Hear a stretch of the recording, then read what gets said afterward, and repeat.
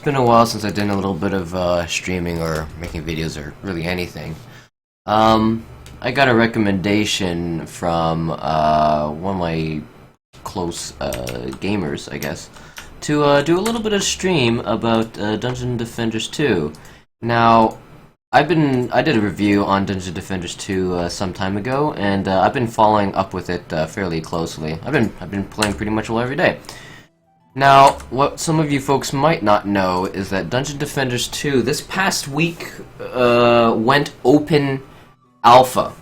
And of course this means open alpha means that anybody can play. All you gotta do is go to the Steam and there you go, install it and have fun. So, to kind of cover a little bit more about the game, I'm gonna be playing it a little bit and show off a little bit where it is now and all the things that have changed. If you're watching this on YouTube later on, feel free to ask questions or share your stories and stuff. Go ahead. Whew, I got some cold. Okay, anyways, what's going on right now is that because it is open alpha, you know, it's actually I think obviously the player base has increased quite a bit lately. So much so that the servers are actually getting a heavy load, which is actually kind of a good thing in a way. So it's really not all that bad, to be honest. Because sometimes I'll get the message saying that it's overloaded, but then I'll just go ahead and relaunch. I'll try a couple times and I'll get in. I'm gonna actually briefly check right now how many people are playing. I think they're about 1,500 right now, so that's certainly not bad at all. Let's see, Dungeon Defenders. I think I just typed out that. Dungeon Defenders. There we go. Dungeon Defenders 2. Holy shit! 18,558. That's pretty damn good. So I hope a lot of people are enjoying this, and if you haven't checked it out already, you should definitely go ahead. And if you want to play with me right now, by all means, let's do this. What's going on right now, actually, is there's every time you launch the game, they'll have like a little splash screen that comes out that has some kind of cool event or something like that. Right now, there's a monthly mission where you can get this cool pet called the Akira Bear, or Bear Kira, which is kind of a reference to the anime called Akira. They also have a free, a guaranteed chance to get another unique pet called the Madwick event going on right now, which you can get from incursions. Now, if I'm saying all this stuff and you have no idea what incursions are and stuff like that, they're basically a special, like, it's the regular, you play the game, but the rules of the map that you're playing is slightly different. Like, there'll be a certain theme to it, there'll be certain enemies in there, or it changes up your strategy a little bit, so you gotta kind of approach it carefully. Now, since I did this stream, I did a stream of this some time ago, or not a stream, I did a review of it. Some of the newer features are that they now have a daily win of the day, so you can play 5 missions, any 5 missions, and the 5th mission, each one will give you an extra bonus, be it EXP or better loot. And the 5th one will be even better. So that way it encourages you to come back and play daily. But not only that, they have the daily missions, which I've done already. You can start up to 3 daily missions, which accumulate over 1 new daily mission every day. So you don't have to do it right every day. You can let it kind of build up to 3 days, and then, you know, get them all done all at once, which will give you nice bonus rewards, and particularly these things, which are called Wyvern tokens, which are the big note. This coming week, they're going to be releasing some new maps as well, which are going to be Halloween themed. They're all like this creepy crypts and graveyards and stuff like that, and a lot of skeletal enemies and stuff like that, which if you look at the Trinity Entertainment's YouTube channel, they actually did a preview of that. Also, another thing that they recently did is that before, if you had a bow, the quarterstaff, the sword, or the wand or whatever, they had just one attack speed. It was just very basic, just kind of pew, pew, pew, super slow. But also this past week, they also introduced different stances and weapon types. So here you can see that my current bow here, it shoots, well, first of all, obviously it looks electric, but it's shooting a burst of shots. If you look at this weapon here, the one on my left shoots once every 2 seconds and shoots 4 projectiles every 2 seconds. This one on the right, it shows a standard once per second, but it shoots 4 projectiles. So let me try it out. See, you see how there's 4 projectiles now. So that's pretty different. So there's going to be different weapons that all have different characteristics that can really change the way you play. They also have different bonuses, like this one I've actually been looking at. Purge Evil, which will allow me to do will modify one of my current towers to do kind of cool stuff. And you see that one has a medium stance, one's a heavy stance. So right now this is a medium stance. Actually, hang on, why am I not moving forward? There you go. Yeah, so this is that medium stance. That's the one that they actually had all this time. Switching to a heavy stance based off of the weapon, the animation will be different. So it's a different style, and I presume it also does more damage. I'm not sure what that 8.3% thing does. I have no idea what it means. So yeah, there's that.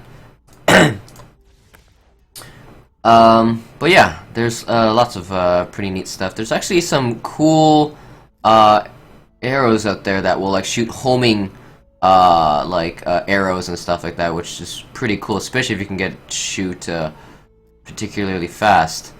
Right now I'm actually looking for a build of I'm trying to build my hunters here to have a lot of hero damage, to be kind of like a DPS build of sorts. Let's see. Unfortunately, all this gear that I just picked up recently is actually a little bit below what my current level is, so it's a little bit underwhelming.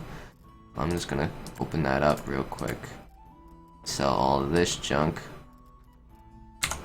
Okay, so yeah, so that's what's kind of gone new with it. Also, another thing is if you go out there and you get a egg, normally you would hatch it in here, and it would take 8 hours for them to hatch. One of the more newer things that they've done is they're testing it out. They've gotten rid of the timer, so there's no 8 hours before you can hatch a new pet. Now it just takes like 3 seconds. I think they're trying out because kind of, taking 8 hours to hatch an egg kind of sucks, so they're trying it out. And there's lots of different pets. Like here, hang on, let me show you my little collection of pets.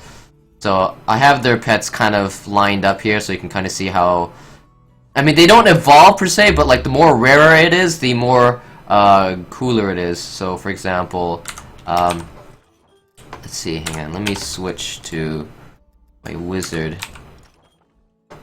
Okay, so here's my here's this pet. It's called Perlin. It's a little wizard cat. Shoot little projectiles. You can see their stats on it. It's actually pretty good. The next one up is this one. Once again, this is the cat, but it looks like it's evolved. But it's technically a different pet, but it's just like a higher grade. That's why it looks kind of cooler and kind of cuter too. And then the last one I have is it's a cat. It's like standing onto and surfing on a fish. It's kind of cool. But there's lots of different little pets. There's like this little spirit guy here. There's this guy. He's got like a little I don't know, what is that? Trowel maybe? This is a voodoo doll. He can turn into a hoodoo. Actually, what is this called? This is Yudu. Oh, this is called voodoo. This is called Yudu. A hoodoo, and this is called Yudu. whatever. Anyways, their names kind of evolve. So this one's Serpentiny, this one's Serpentor, this one's Dragold, Bragon, or Dragon. This one's Propeller. They got a lot of dragons and cats and kind of imps and evil spirit thing going on. This cat looks so grumpy. And then this is like the evolved version. This is the Cat Hatter, Mad Catter, General Kitty General. I'm not sure why they call him a general. Maybe he's a Colonel Sanders type of thing. But yeah, they got lots of different pets going on, and they're constantly adding more. Oh yeah, so you can see here that I have kind of like a shotgun kind of wand, whereas before some of my other wands would just shoot a single projectile. It would be kind of boring. It'd be kind of like this. Oops. But now that I have this, I can kind of wreck some targets. It's pretty awesome. So let's go into some games. Oh yeah, and you can see here I have my little character here. Actually, I don't know how to turn her around. Is there a way to turn look itself, maybe? Oh, B, free look. Oh, there we go. So yeah, I got my little, she's a Rocketeer Huntress. So she's got like a, like kind of little rocket boots. Actually, I'll show you a better look at it. This is actually a premium skin that I purchased. And in my initial review, I showed off things that you can evolve your skin. So your initial skin would look like this, right? When you level up, let's say you're already max rank and stuff like that. Like, what is there left to do? Well, you can kind of, as you equip your items that are like blue, that have these little arrow on it, it will level up your cosmetic.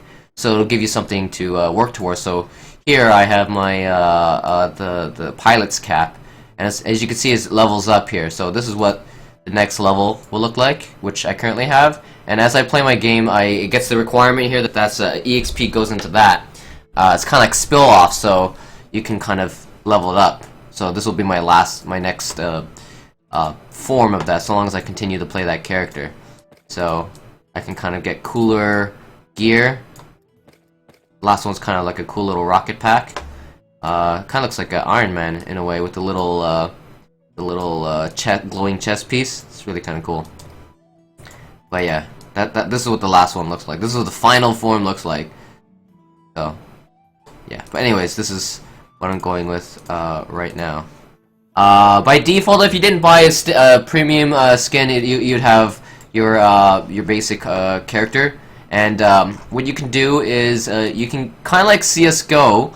You can unlock these little cosmetic items, so you can change the way your character looks. There's a lot of different items and stuff like that. Oh yeah, here's one. Here's another one of those leveled ones. So yeah, there's lots of different cool different looks. If you had played before, you would have gotten the survivor costume, which doesn't level up.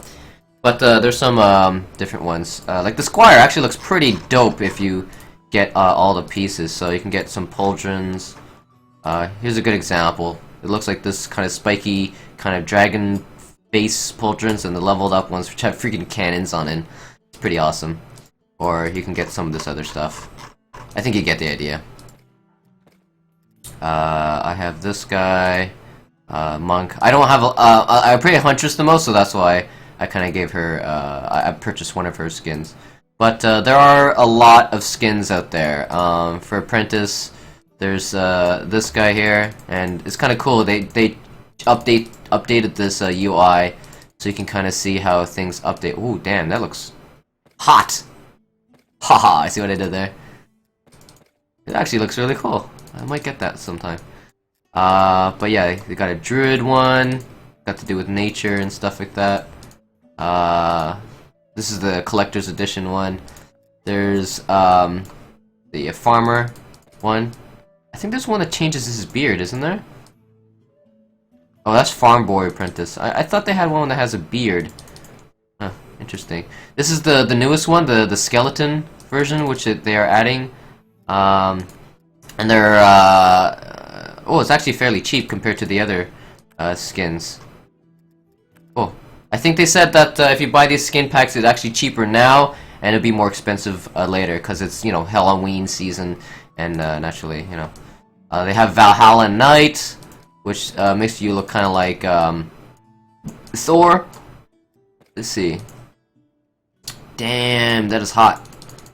Really nice. They got the Ramster Knight. They got the barbarian type looking dude.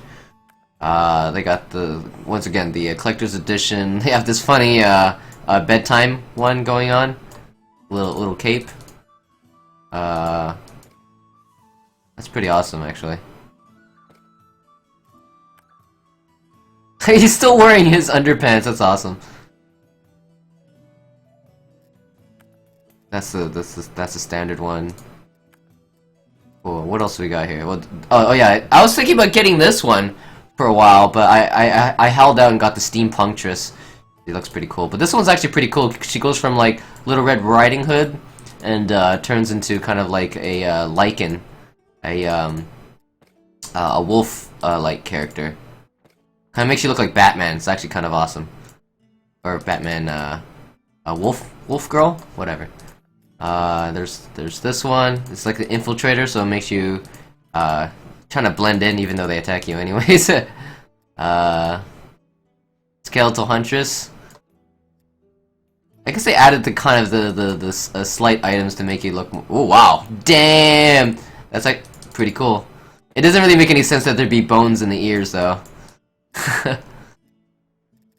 And the monk is actually pretty cool. The monk has like a well, actually, here's the standard monk, right? Oh, they changed it, so there's no like avatar look. I wonder why they got rid of that. Or maybe that's the base one. I think I remember there has to be one where you have to unlock it. Hang on, I know I'm not crazy here. Okay. Oh yeah, I guess they rearranged it.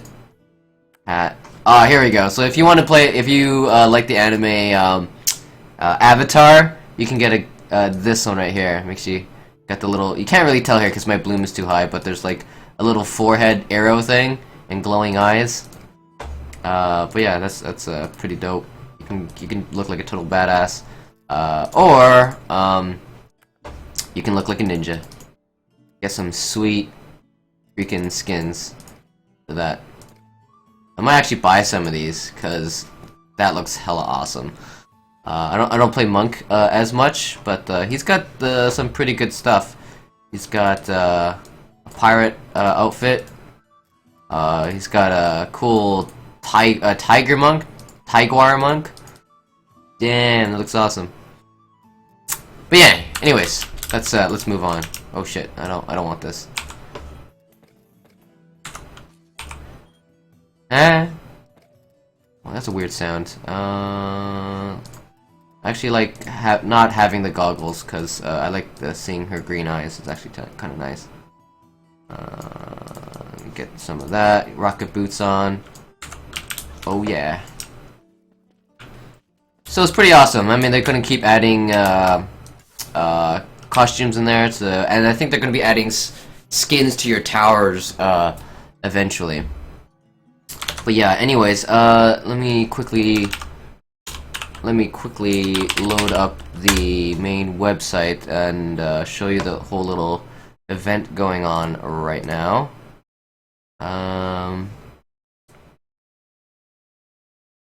Why is it not doing monitor capture? Oh, that's because I have game capture. Oh, there we go. Alright, so yeah, they have yeah, they're constantly doing lots of little updates. Where's the Madwick event thing? I remember seeing it somewhere.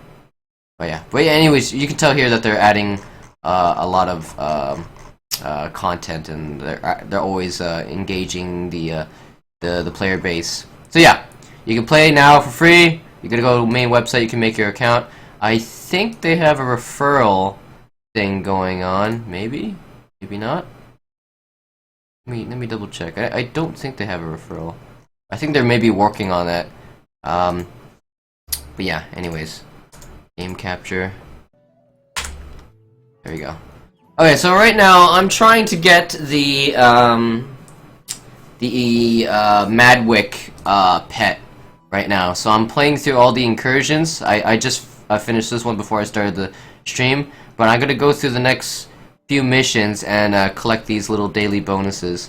I would do the difficulty up, except my characters aren't quite strong enough, and I'm kind of in a weird place where I want to... There's a couple things I'm trying to finish. I'm trying to kill 35 skeletal special enemies, but they just don't appear to be showing up right now. And I know that with the release of the new map, that there's going to be a lot of skeletal enemies there, so I don't need to worry about that too much. But on the flip side, I also have I'm trying to complete all my objectives. It gives you something to do, you know. And I want to finish up on all that. Now here you see on the screen it says chrome enemies cannot be knocked up or stunned. So if you are a player who really relies on things like cooldown, stuns and stuff like that, it could really put a hamper on your original strategy, and it really shakes it up and makes the game feel fresh and totally replayable. So you can totally play by yourself in this game. I personally like to play solo because that way I can kind of control everything. I'm a total control freak, but you know, it's definitely a lot more fun playing with friends, so you can kind of mix and match your play styles. In this particular map, if you look at the top right, there's my mini-map there, and there are 3 entrances that they're going to be coming from. 1 there, 2 there, and those 2 are coming from the same entrance, so it's technically only 3 instead of 4. Now, I need to be careful because I recently purchased the heavy cannon. Now, if you have played this game, the Squire usually has a cannon that looks like this, and it's got a nice wide arc. It's about like 45 degrees pointing out, but if you notice here, my cone is super narrow and super long range. It's because if you look at the bottom of my screen, I have what is called a skill sphere. The skill sphere will augment the effect of a tower. So it's kind of like I have my 4 towers, but then I can augment it so that this one plays in a particular way, so I can have a particular playstyle.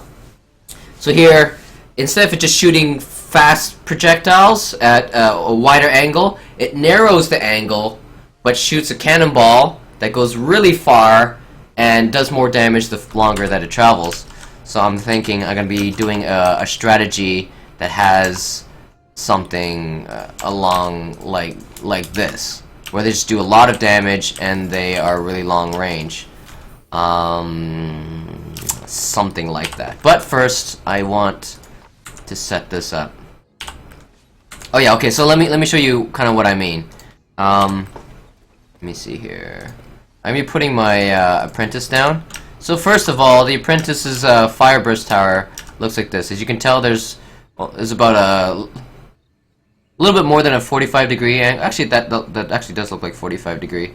So it's like 45 degree angle, so it can't turn around, right? So that's what it looks like. It's gonna shoot anything within that range. It'll target and it'll shoot them. The projectile is actually fairly long, but to put across the whole point that you have these things called skill spheres and uber spheres, I can change it so it turns into a flamethrower and can now target all the way around. This one's still a flame burst tower.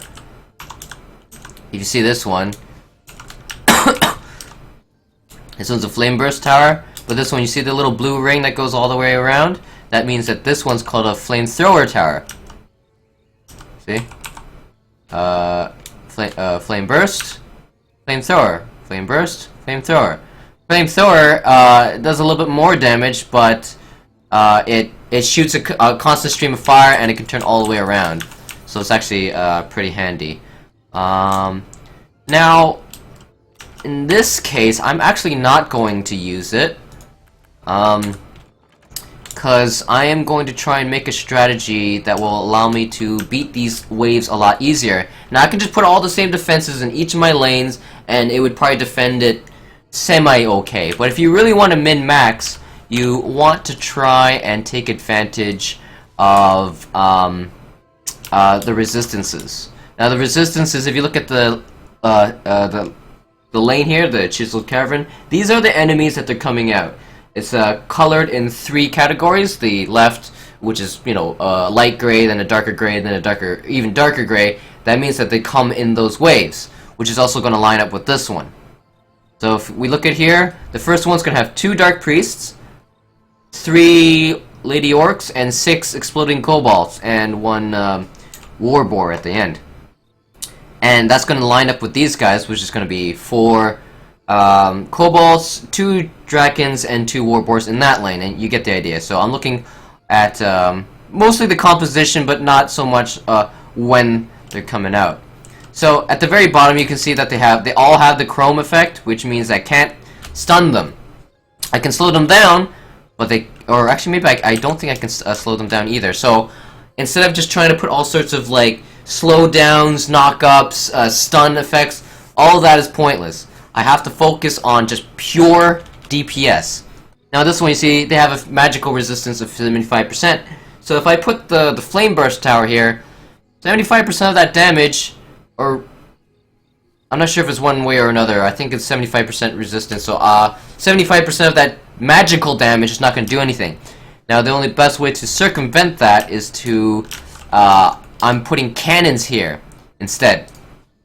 The cannons are going to do, you know, the normal damage that they're supposed to do, and because that they're physical damage, it's going to go straight through. I'm also going to put one of these bad boys so that I can get some piercing damage into there.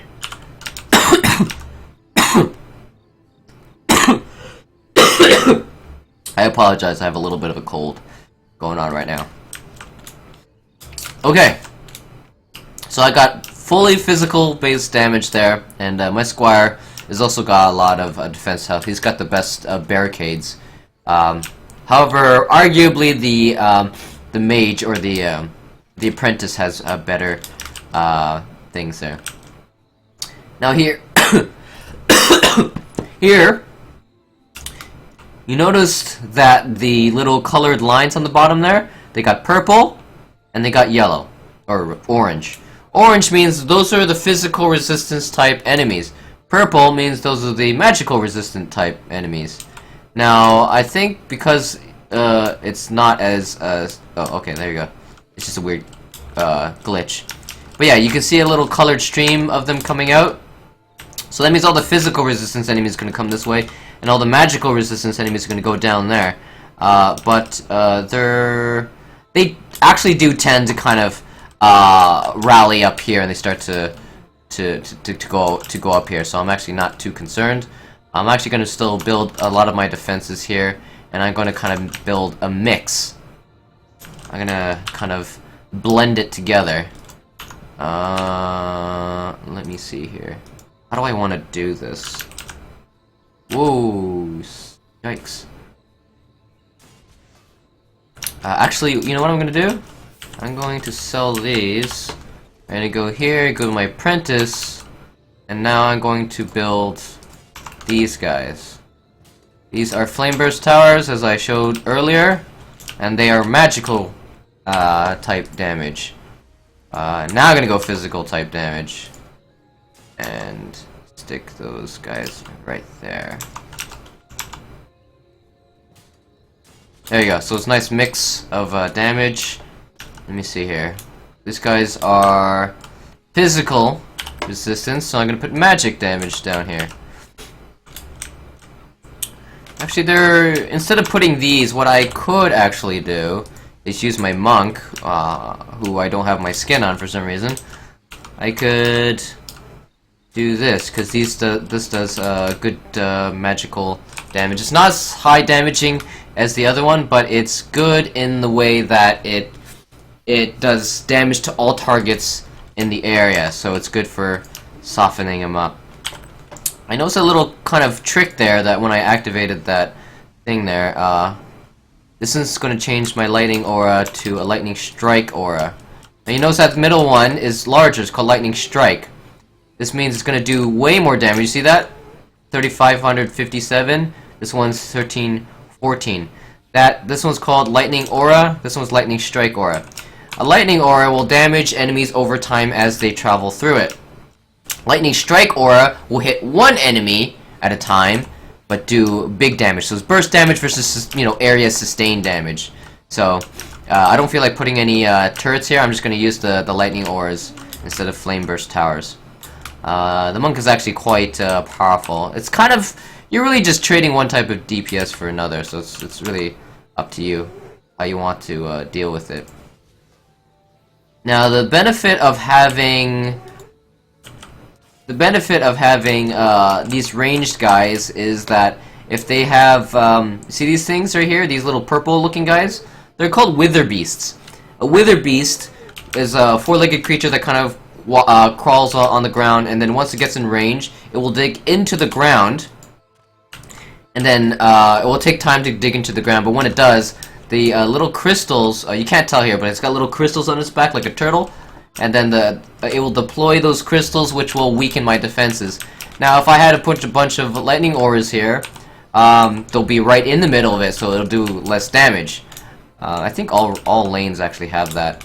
So it's actually kind of important that I put a nice mixture of defenses in every lane that it needs to be. I'm gonna put one of these. Gonna take that off. Put one of these. I think I'm actually gonna sell this one back here. Yeah, and do that. That'll probably work. Okay, so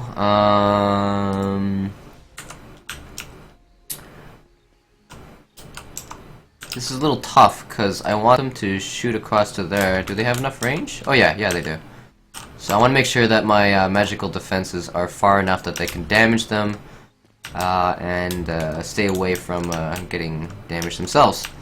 Now, let's see. If you look on the right side of my screen, I have 770 out of 900. All of these structures that I've placed down have a certain amount of cost associated with them. You can't just put a whole bunch of infinite amount of defenses and just call it a day. You have to kind of, strategically select and set up your defenses, because they will eventually reach a cap, and then you can't have any more. So I got about 130 left, so I'm actually going to save that 100, because I know that there's going to be air units coming.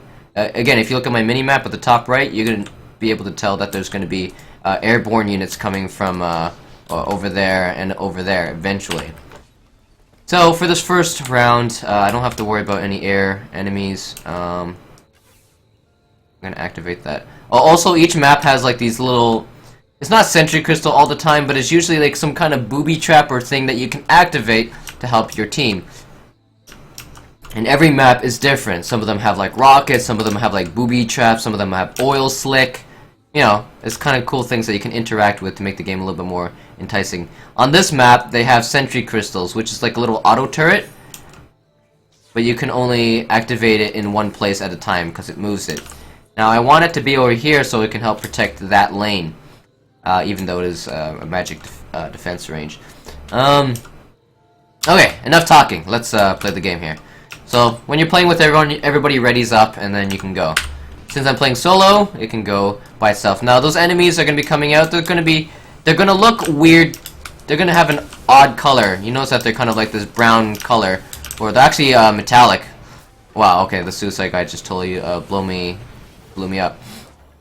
Now, if you die in the game, you're just kind of out for the count for a little while. It's not that big a deal. But yeah, you gotta be a little bit careful. Your hero's not invulnerable. You do have to be careful. Now, see that big pink aura I told you about? That was the Wither Beast I was telling you about, making your defenses weaker and making things complicated needlessly.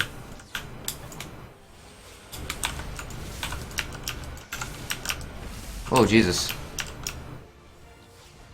Man, my defenses are falling quick right now. Not liking this too much.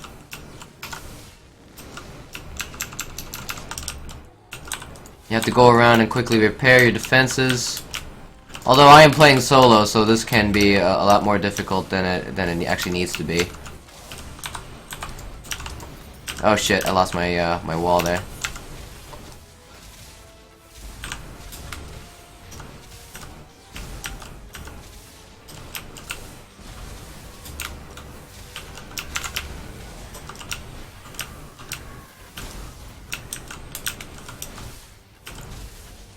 These cannons are not shooting as fast as I would like them to.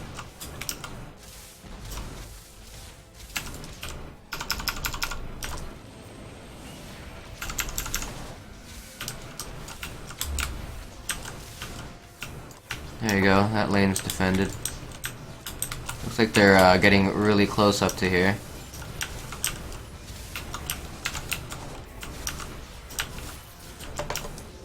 Lost another blockade somewhere.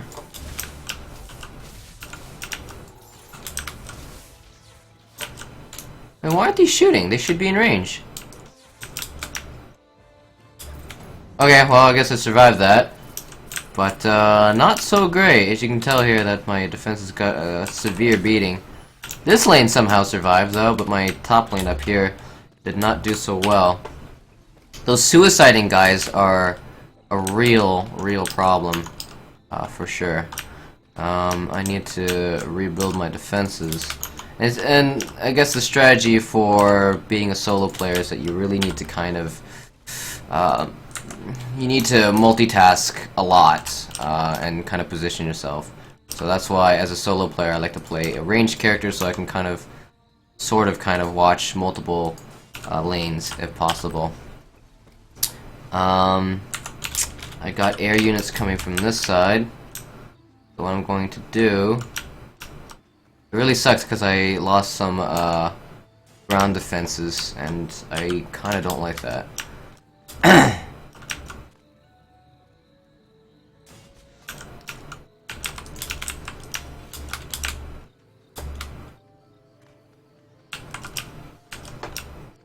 And if I upgrade these walls, they should be able to withstand a little bit better. And you see all those guys glowing, that's because they're badly damaged. Have these cracks in the defenses. I think I had another wall here, so I guess I lost another one.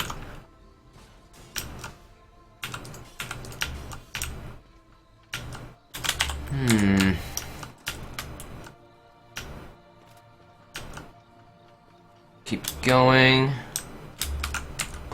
You know, let's turn up the sound a little bit, just a touch more.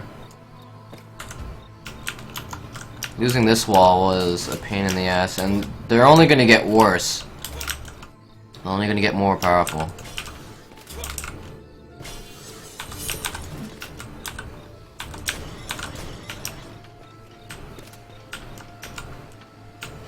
I'm gonna have to change my loadout here, I think. How much damage does this guy actually do?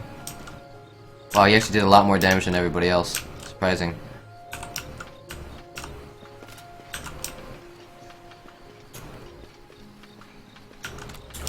Fire rate is also not so great.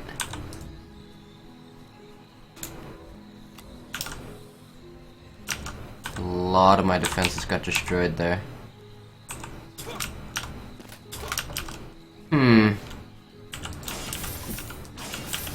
I'm gonna try and change my strategy a little bit. I know I can't stun them, but I'm hoping that I can still slow them down. Now this is called a Frostbite Tower. It will shoot at them and constant beam, and it will slow them down. I'm hoping that is enough to help my strategy right now, because I'm not really feeling the cannons right now. I was hoping that they would shoot faster and do a lot of damage, but I just don't think it's working right now. It seems like these ballista towers are doing more damage.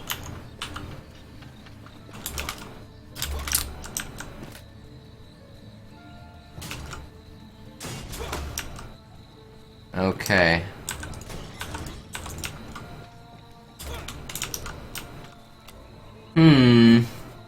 Alright, so I got a fair amount of magical damage down there.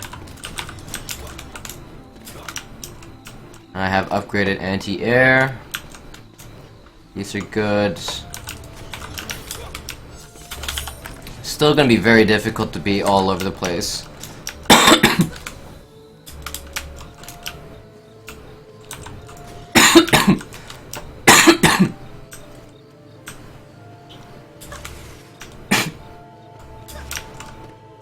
Okay, so I'm gonna position myself right about here, so I can see that lane, I can see this lane, I can see down there.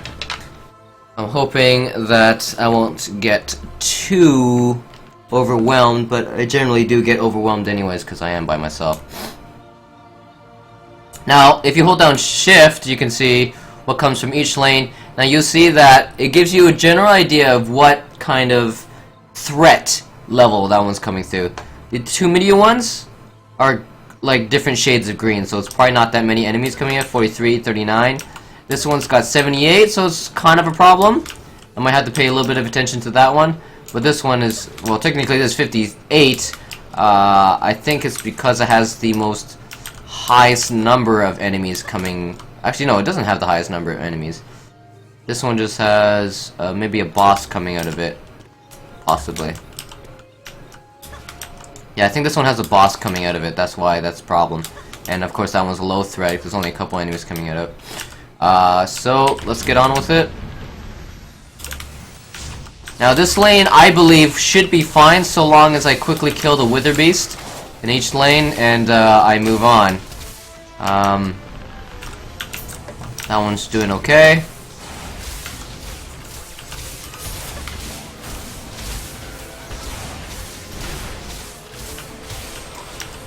There you go, there's a lot of shit going up there.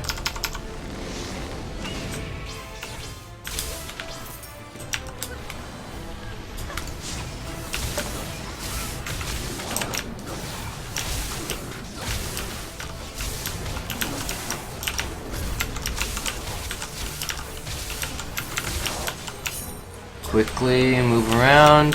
Oh, I'm getting stuck. Whoa, lag spike, no wonder. Let's see how this is doing.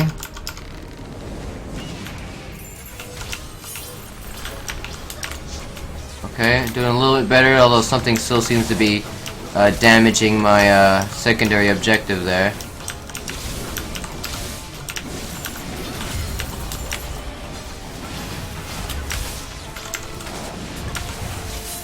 Is there something got by? No?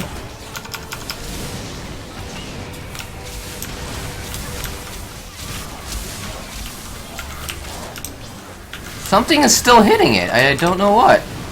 Oh, that's not good. I lost my secondary objective. Now, the secondary objective doesn't mean you'll lose. It just means that it'll probably just get a little bit more complicated for you, because you might have to move some of your defenses back. And it'll also mean that an extra lane is going to open up. Jesus Christ, these guys are brutal. That's okay. At least it makes the game a little bit more exciting rather than predictable.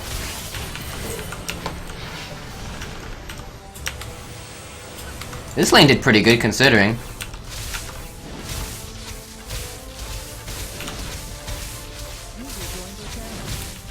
Good evening. Hey, Nuke. Oh shit, I fell off. You wanna come play DD2 with me? Yeah, I'm logging in. I did finish the last, I think it was the last one. Campaign? Yeah. Oh, that's good. Finally, you can move on to getting actual quests done and shit. I'll have to double check there, maybe. Well, if you want to come play with me, I could certainly use some help. This mission's a lot harder than I expected.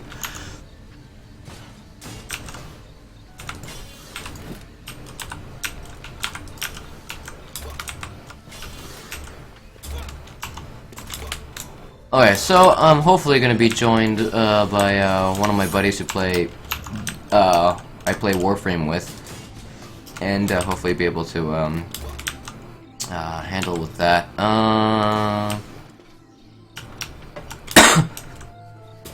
Now earlier, I had all these defenses here. Now the problem with losing a secondary objective is that it opens another lane.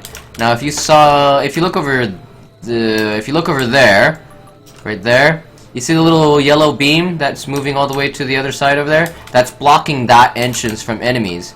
But the one that was here was blocking this entrance here. So now I'm gonna have new enemies coming in from here, which is gonna make I'm gonna have to worry about 4 lanes now. It's really gonna suck.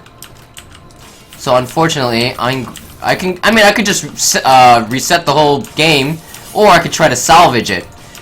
And I'm just gonna try and do my best to try and consolidate my defenses. That one might be a problem. I'm gonna keep that there, or I'm gonna sell it rather. So I'm gonna have to get these enemies to come over here. Wait, bugs. I think I'm in your game. Yeah, do you see me? Yeah, I see you. You're fine. Yeah. You setting up or are you battling? This is wave 3, and it's set up right now. I get access for. Wait, no. I got You know- no mana. Yeah. I'm just setting up my shit. Well, this is actually my high level stuff, so really all I need you to do is just help me kill stuff. Which, hopefully you should be able to do just fine. I just upgraded my weapon. Oh yeah? Newer one. I should watch Somebody the just said- terminology. Like upgraded to a higher Hey Chewy! What's up, Chewy? weapon. So right now we're streaming some DD2 here, and getting some my game on, cause this has gone free to play. I don't know if you ever played this with me, Chewy, but hopefully you'll come play it at some point. I've been just kind of showing people what's new with Dungeon Defenders 2 and announcing that it is now free to play for all You know you got to an enjoy. open lane over here?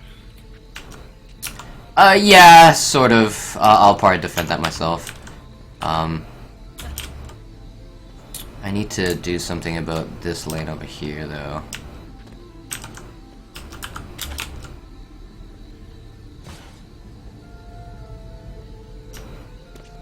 This lane has no magical resistances, so actually what I'm going to do is I'm going to try and double dip a little bit and jump off the level. I just fell through a hole. Well, you should just totally come play Chewy, because I'm starting to get a lot of people. There's actually like what? I just checked earlier. There's like 13,000 people playing this game now, up from like 1,300. So, I mean, naturally, it's free to play, so obviously there's gonna be a lot of people. But I'm glad that it's now popular, essentially. First free is always popular. Yeah, yeah. Okay, so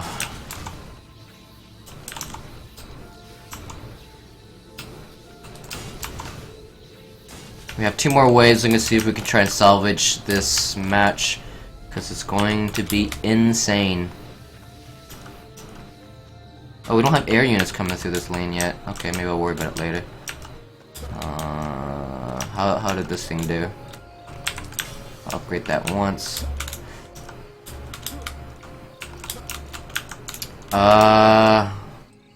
Let's see, you're magical, right? Yeah, you're magical, so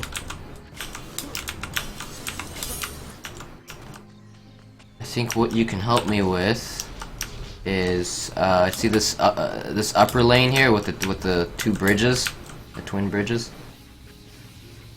I think you should come over here and help defend that one.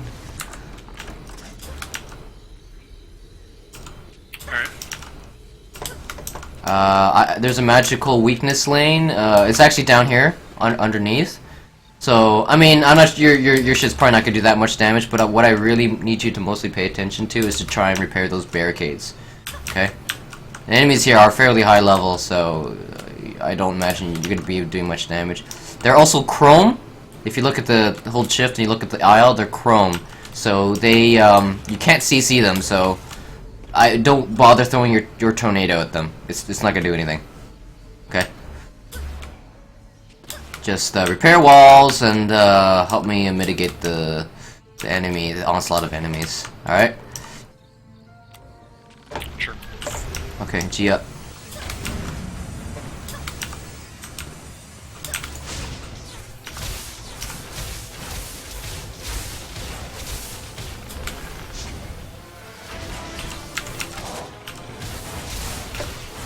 So we're just, at least now that I have another person here, I don't have to run all over the place. I can help alleviate me a little bit.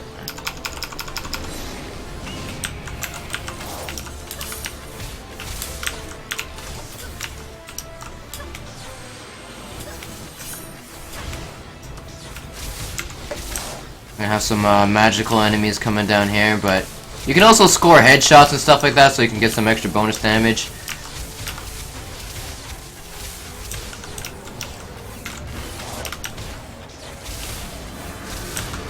Oh shit, we got a ogre coming.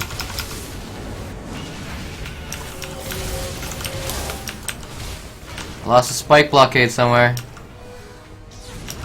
Yeah, back here. Okay. I just fell off the map. He's coming around the back way back. Back lane.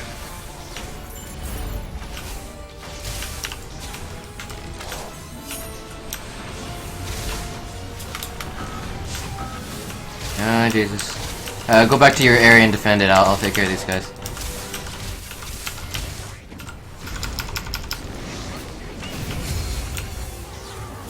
So loot will drop on the ground for you to collect as much as you want. Oh, there's an ogre coming.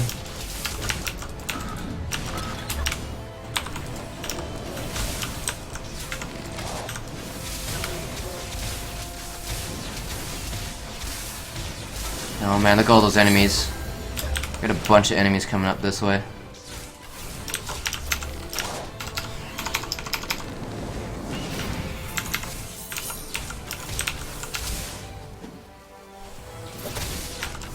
So many enemies, so many enemies.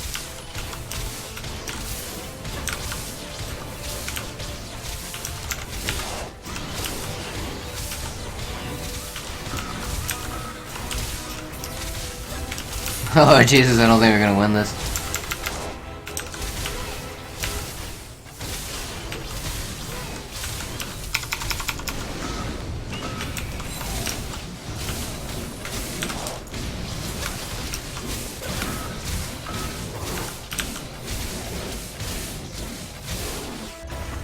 Yeah, we can do it.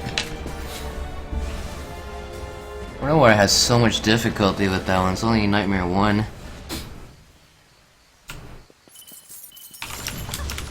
Oh well, we still got some fat loot. You probably got loot for a bunch of shit you can't even use yet for a long shot.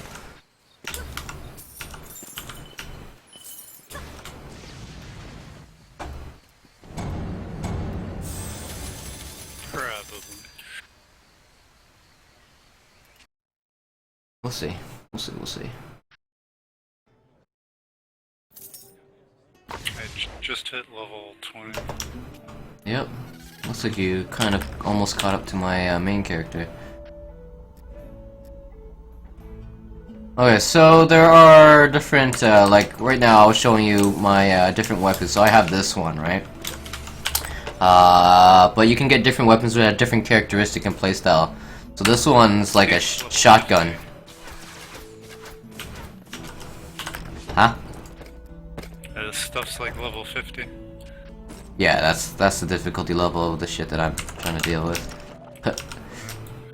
50 is max, by the way, so... Okay, so in there you can collect eggs and stuff like that from your missions, and they start rotting over time, so you can just plop them in the incubator, and then bam! It's a dragon egg. Ooh, I got a legendary pet. Scaly Regent Box, and I got a dragon egg. Yeah, those are the things for your pets. You don't have access to pets yet, do you? I don't know.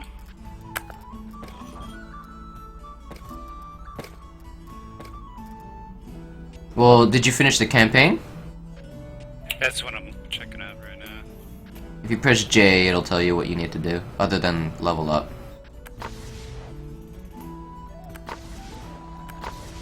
I gotta change this guy's skin.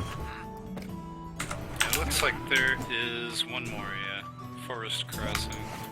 Yeah, you got 3 more missions to do, you're not done yet. I can help you out with that. Real quick, just a second. So while you're in the tavern, you can make multiple different characters and stuff like that for different builds if you want, and you can switch between them. But you can only, right now they're thinking about redoing this whole system. That's kind of the beauty of the of it being an alpha. The gameplay that you see might not be. If you don't like it, you know, voice your opinion on the streams and stuff like that. The developers, Trendy Entertainment, have been very, very vocal about just talking with them, letting them know what works, what doesn't work, and they'll revisit it. They've already Looks like I could do the 4th. They've already changed up the whole thing quite a bit. Is that decent? It costs 50 mana. What costs 50 mana? The Earth Tower for Apprentice. Yeah, it's pretty long range. It does like AoE. It's pretty good. Is it better than Fireball or? Well, it's a lot more expensive too. So I mean, you can kind of build them right now in the thing here, and you can kind of figure out what the DPS is like.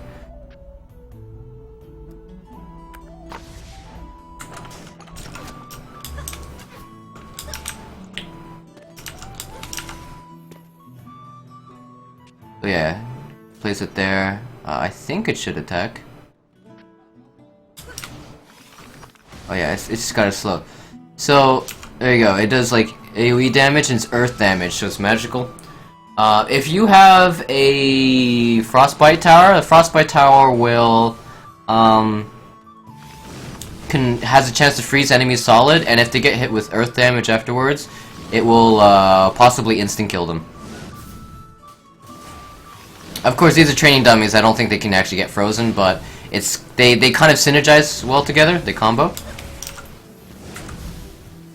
Alright.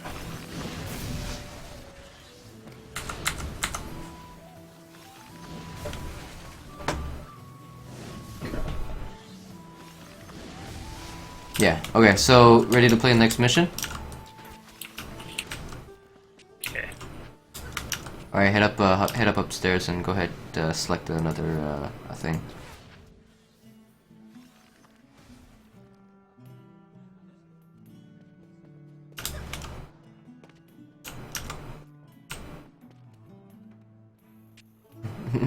Where you going?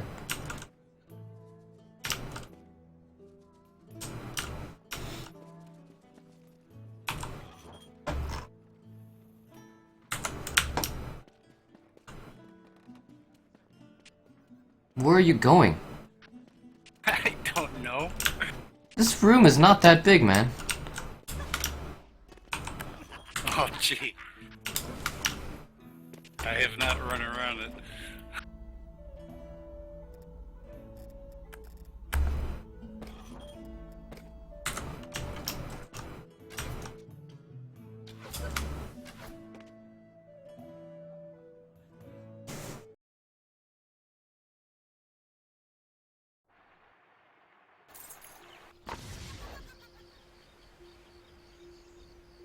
Okay, here we go.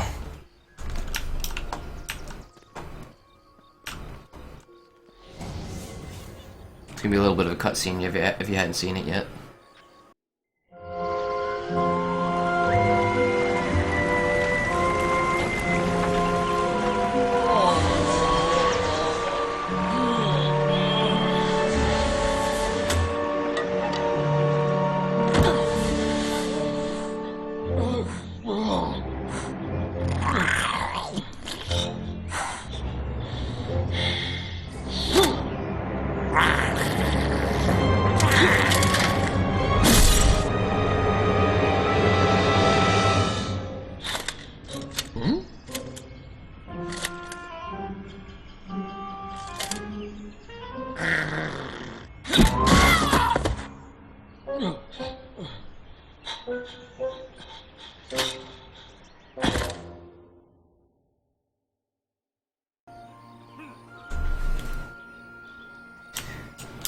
Okay, so that was the cutscene.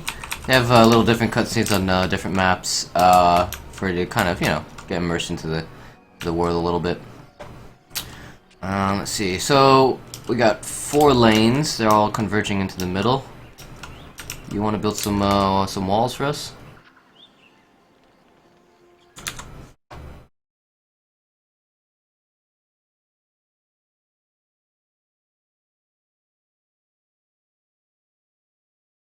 Oh shit.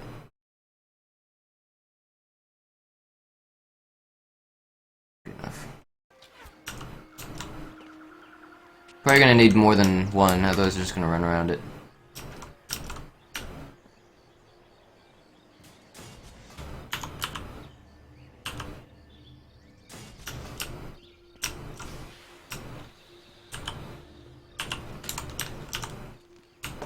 There's a lot of magical resistance over here.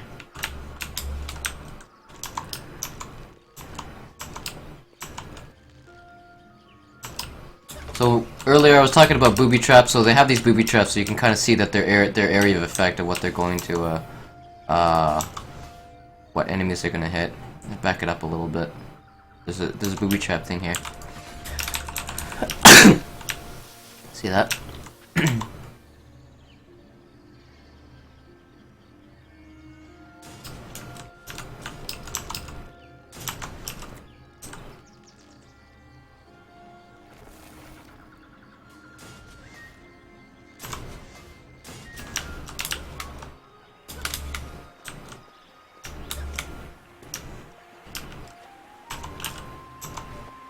Over here's all magical resistance. Or, it's physical resistance.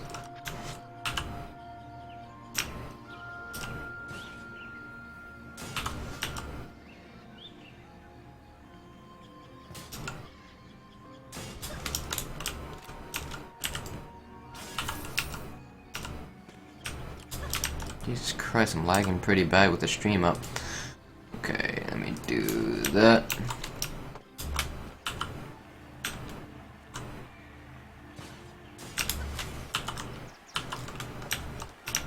Oh, I've spent all my shit there. But yeah, you might want to just crisscross them. So you can kind of aim in both directions. You can also back it up too if you want to get like more coverage on the defenses itself. I wouldn't actually want to build out there. These guys are magical resistance, so they're only gonna take. They're not gonna take as much magic as the damage. You want to build some stuff on the other 2 lanes.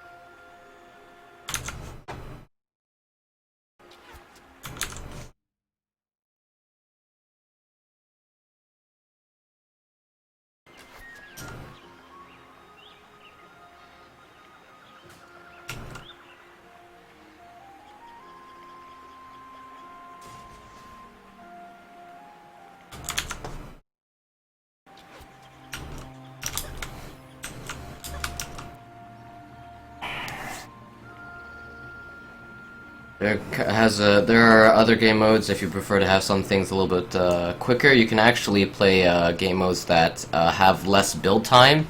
So you kind of need to know your strategy going in, so you can quickly set everything up and just play 3 rounds in quick succession, and then it gives you another chance to build. But you know, that's kind of the whole thing of Dungeons & Defenders. Now, if you're playing with other public players, you have the opportunity to as soon as somebody readies up, it'll put a time restriction. So if you don't feel like waiting forever, just ready up on your end. It'll put a little bit more pressure on the remaining players to, you know, hurry things up a little bit. But my friend Anouk here only just started playing like 2 days ago, so I'm letting him kind of take his time. I'm pretty sure when you guys start playing for the first time, you might want to take your time as well.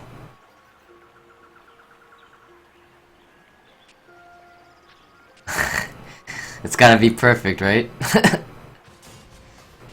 Yep. Do you have any more green left? I'm out. Okay, 0. let's go, let's go, let's go. Maybe you want to pay attention to these 2 magical lanes, because you got a magical weapon. You'll be more effective there. And I'll watch this front one.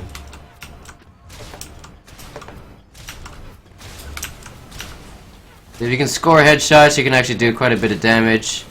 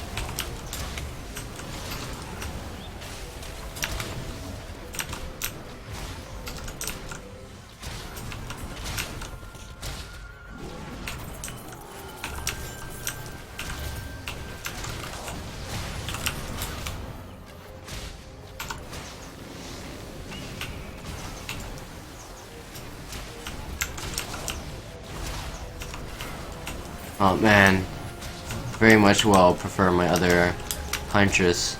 Now, my other Huntress is built around ability power, or rather, yeah, ability power and hero damage. So this one I'm built as my second Huntress. I am designing her to be more geared towards traps in those situations where I need to use a trap. There we go. More damage.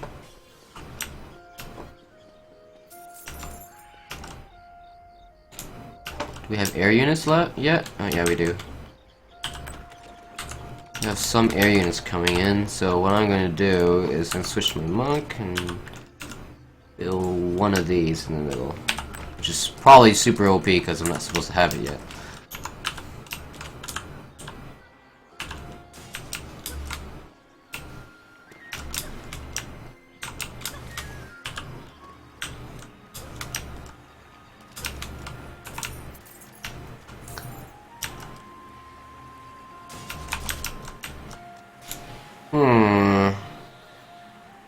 Nah. Alright. There's still 120 build units left, so if you want to build some stuff, go ahead. I'm gonna just quickly upgrade these so that they're a little bit better than before. What about over here? What do we got?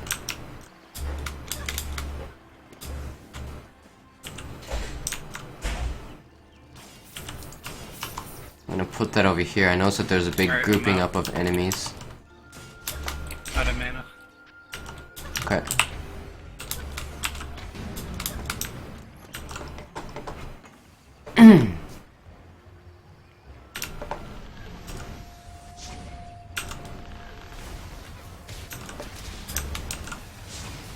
Oh, here's that wither beast I was telling you about.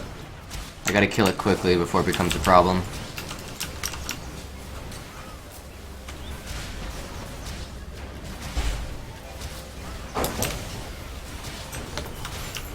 There you go. Mostly just gotta pay attention to those special enemies that might totally mess up your strategy. Some of them are just like faster, stronger, or they self-explode. You know, pretty self-explanatory enemies. But those few enemies that can kind of really mess up your defense if you're not paying attention, those are the ones that you want to take out first.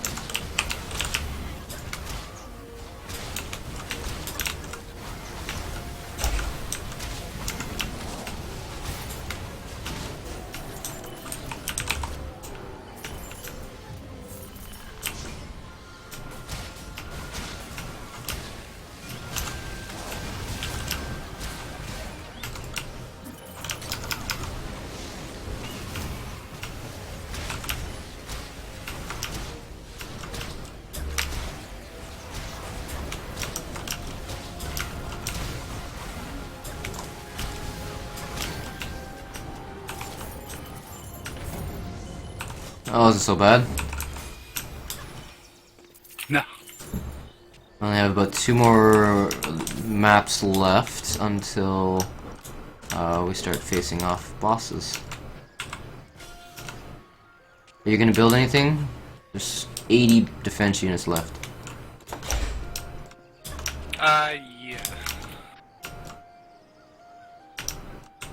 Put another fireball here.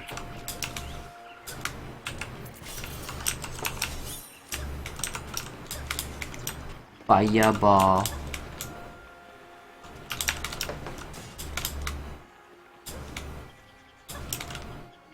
Still 40 left. You can probably build one more on wherever you want. Actually, you know what? I'm just gonna build these. There you go. Sure. Let's have a fireball there. These are magical resistance enemies. It's I mean, it'll still do damage, just not as much as some of the other things. You're upgraded to level 3. Okay, I see that. I'm ready.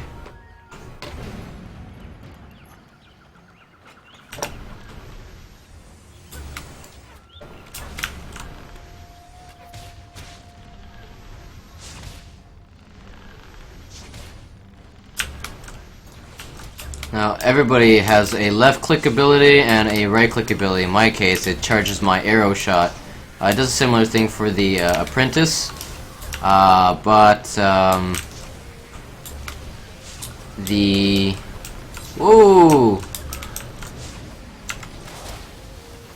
for the monk, it shoots his little energy projectile. For the squire, it will bring up his shield so he can take hits from big bosses and stuff like that. Every character has plays fairly different from one another, both in their towers and their individual abilities.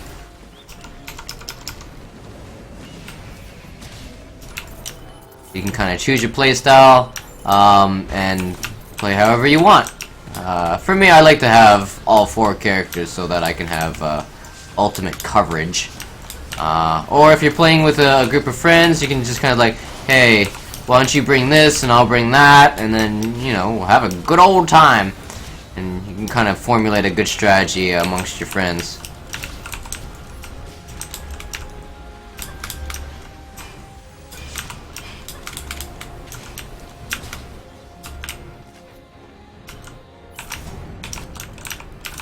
Go around collecting loot.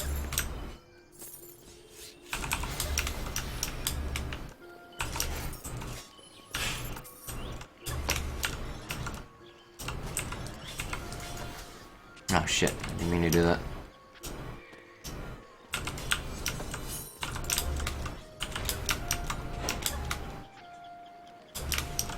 Things tend to get a little bit faster after your initial setup, obviously.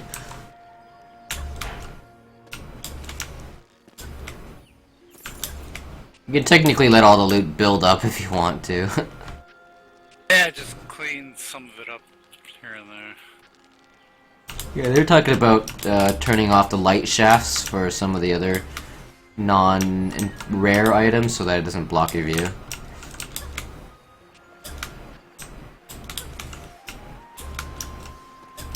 Got 40 seconds. 3 more green and I could upgrade this other one. It's Here. Pick up the screen.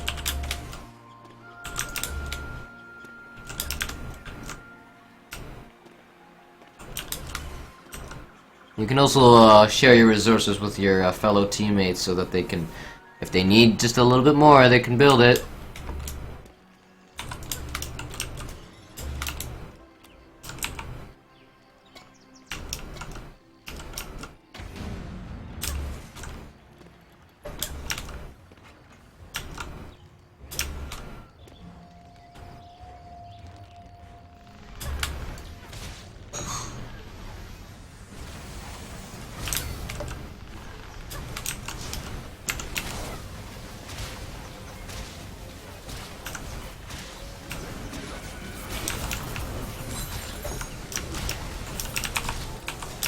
mines are pretty powerful stuff.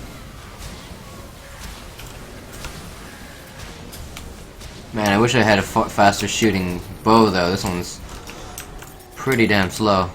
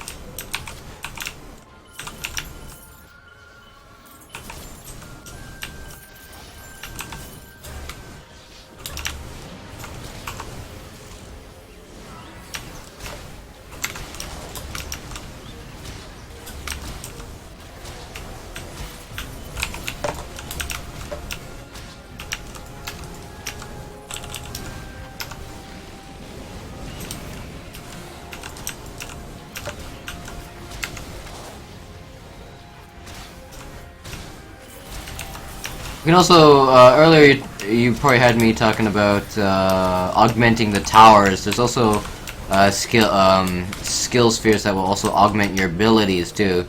So like right now, my base skill is these little sticky bombs, or these bombs that will explode and stun enemies. Or I can trade off the stun portion of it and make them stick onto the ground and act as like proxy mines. And that will do extra damage, which is really good if you're a hero damage type hero, or if that's how you're building your character, rather.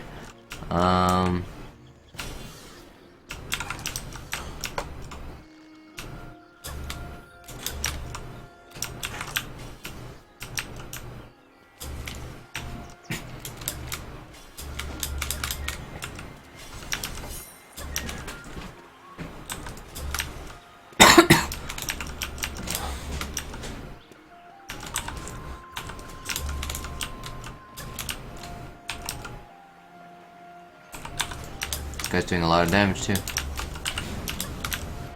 Need more green for anything? No, be alright.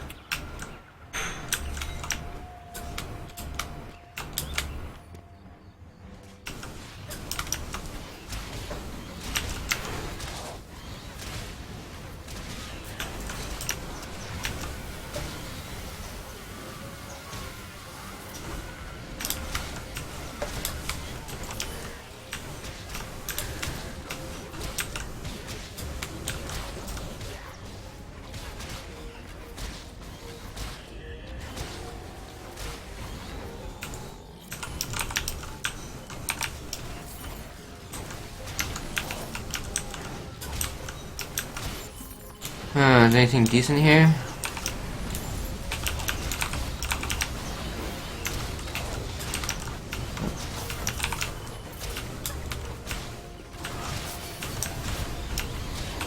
Event going on right now that we should probably do so you can get your first pet is the Madwick event, which we can get on a free play, hard.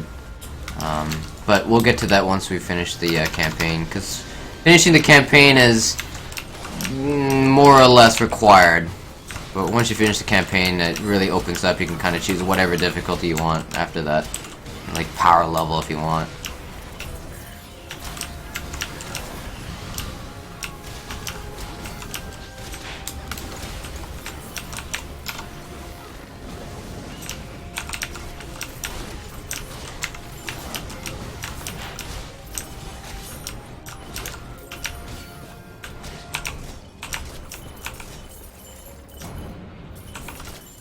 Level up! Alright, so whenever you level up in this game, this is another, what's the bomb icon to the left of your skills? Oh, you mean the little ghost? Yeah, well, okay. That's not a bomb. I know it looks like a bomb, but it's actually like a little ghost figure with little hands. That is my little pet. You see my little dragon guy floating here? Your pet also has abilities, so this one he's got little flame breath, so I can press X.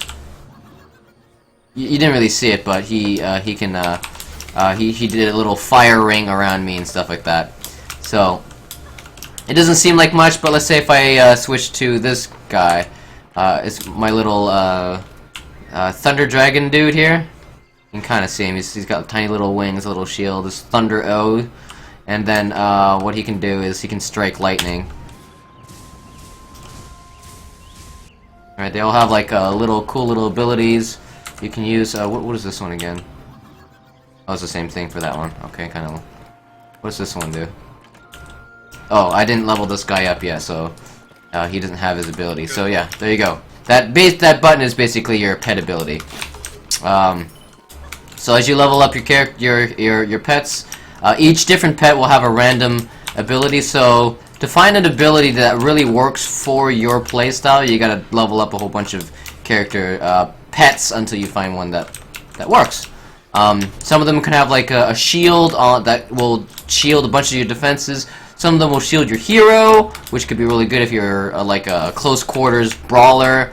Some of them can shoot some kind of projectile which will slow down enemies or knock them up into the air, some kind of thing. They basically act like an extra skill,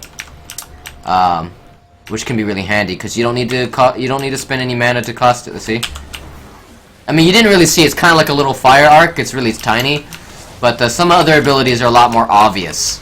I just don't have any equipped at this moment. I actually have a lot of pets too, and I'm trying to level them up, kind of, again, like kind of based on my needs and which ones are appropriate. But this kind of gives me a way to deal some fire damage and a fairly quick cooldown. See, I just threw oil on them, so they're really slow. I can use that ability to catch them on fire. I know you can't really see it there. It was a little bit too quick, but yeah, it's always good to synergize.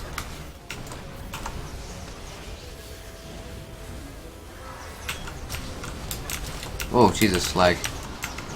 I usually don't have this much lag, probably because I'm streaming and I'm the host of this particular match, so I'm warping all over the place. But I can, pending if you have a crappy internet or not. The game is pretty stable on the whole internet, or connectivity and stability side of things, so you'd be happy with that. Now, like I said earlier in the stream, since going live like a week ago, this player base has increased over 10-fold. It was like about 1,300 before, now it's 13,000 now. It's massive. Comparatively, it's massive. With that in mind, if you try to play, and you might get a server load is busy right now, but just keep trying and you'll probably get in. So it's no worry. I think we're also a little bit over leveled, maybe. Oh, I can't wait to go back to my difficulty level where everything is like orange and purple. But once you finish this campaign, we're gonna shoot straight up ahead.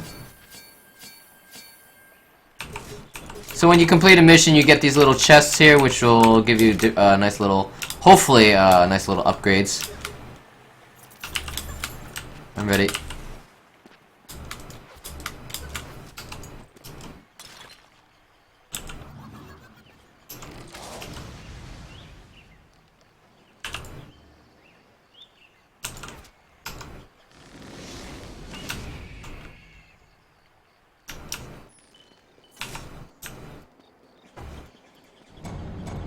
And they have these little social controls here at the end of the round, kind of like League of Legends or Dota, so you can kind of rate up people who are good players, team players, and rate down people who are toxic.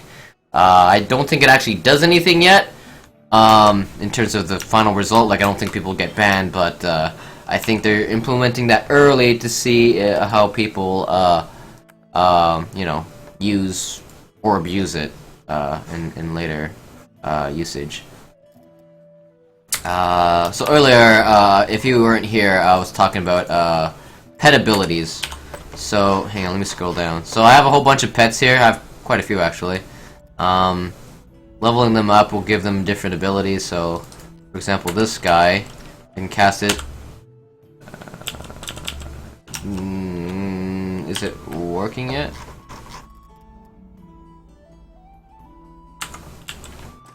Okay, maybe I can't use it just yet. Try. Okay, maybe there's a cooldown on it when you switch over. Okay, so it's always good to switch to different characters. This is a legendary. I've had several legendaries already before, but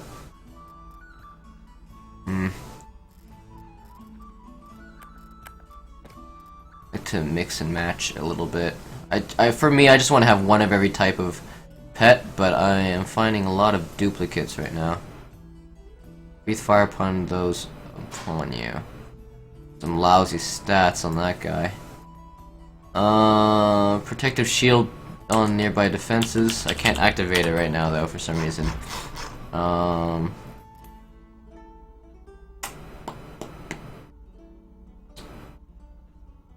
Maybe I'll use my Furlan. Maybe. Infamy. Infant. This guy's like a little goblin. As an imp baby, an infant. They always do lots of like play on words type of thing for their pets.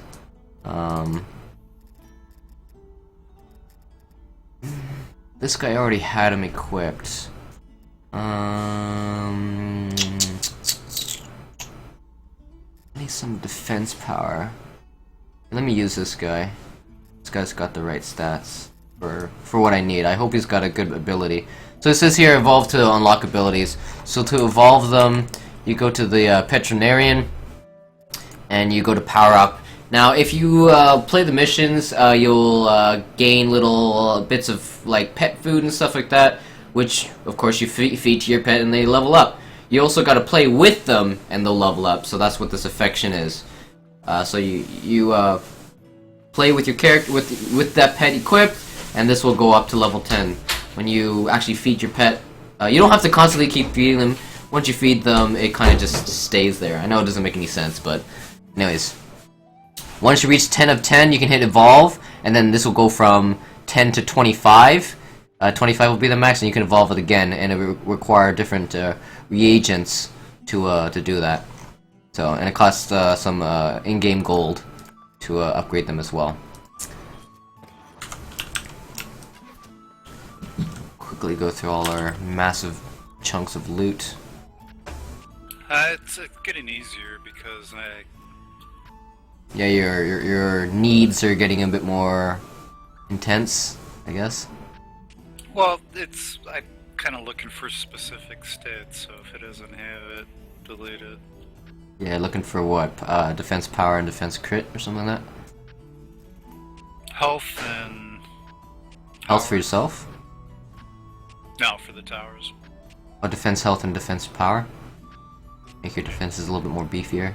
Although generally speaking, well, I guess it's good for your arcane barrier. It'd be good for that. If there are enemies that using magical attacks, your arcane barrier is very effective against it. On the flip side, if they are using physical attacks, it's not so great.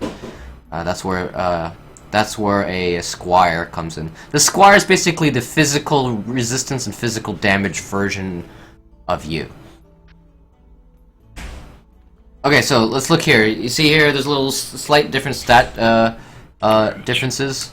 So this one, I shoot 4 projectiles every 1 second. This bow here is 10 projectiles every 2 seconds, which is better. But it's also scatter shot. So instead of, I don't have my long range anymore, but I have like, it shoots twice as fast and it's kind of short range. So it's kind of like a shotgun. So it might be a little bit better for me to get in close and personal. Let me see, I don't want that, no. I'm just scrolling through all the loot and trying to find upgrades. Now, keep in mind that even though you see here it shows item power plus 5 or what, item power is kind of like an overall rating for the piece of loot. Like, is it better or is it worse? But sometimes it's not out of context. The game doesn't understand what kind of build you're trying to go for.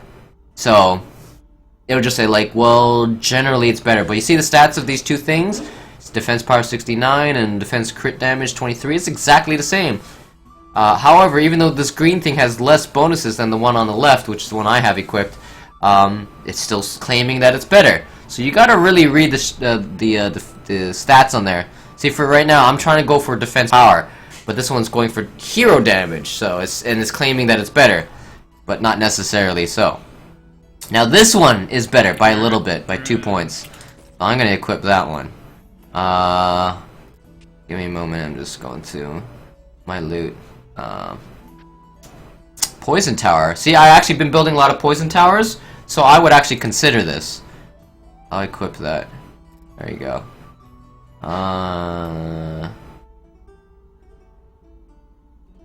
Actually, what was that? A glove? So if you look on the left here, it says 65% of your defense health stat is added to the poison dart tower defense health stat. Towering poison. So it just makes my poison tower stronger if I slightly 65% stronger for every point that I have in defense health. So it's a build. There's lots of different builds for different heroes. It's not so obvious. If you have those little passives, for example, it'll add an effect that makes your ballistas shoot faster if you have a lot of health. So you can use those. Right now it might not be super obvious, but once you get later into the game, you'll start receiving a lot of these passive items. Don't forget to check the scavenger, Anouk. Yeah, it's clear. I didn't have a couple of the bags set to autofill, so... So he collected a bunch of shit for you? Oh shoot, what are my stats right now? Doesn't have a night cannon. Character. That's health is lower.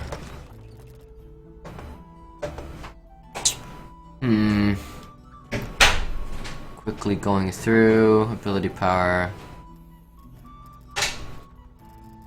Yeah, I'm not really interested in any of this shit. Sell it. Now in this game you can actually upgrade your. Doesn't have anything, though. In this game, you can actually upgrade your equipment. So, I just sold a bunch of my equipment. So, just a second. I just sold a bunch of my equipment, so I can't upgrade it now. But what you could do is you can take. There is use for having your junk gear. Okay, unlike mostly you just sell it and then you never see it again. Here, it's kind of like transmutation. You can put your weapon or your existing gear, take junk gear and slot them into these 5 boxes here. And it'll combine it to make the one that you want more stronger by allowing you to choose which stats you want to enhance. Okay, I'm ready. Go ahead. So, I mean, when you're leveling up, generally, you want to wait till you find like a really good piece of gear that you want to upgrade before you upgrade it. Otherwise, you're kind of just dumping money into something you're going to replace anyways. Yeah, I haven't upgraded anything. Oh, okay, I see. Earlier you said you upgraded something, but I think you just meant you just replaced it with something better. Correct. This is homing projectiles. Like photon torpedoes.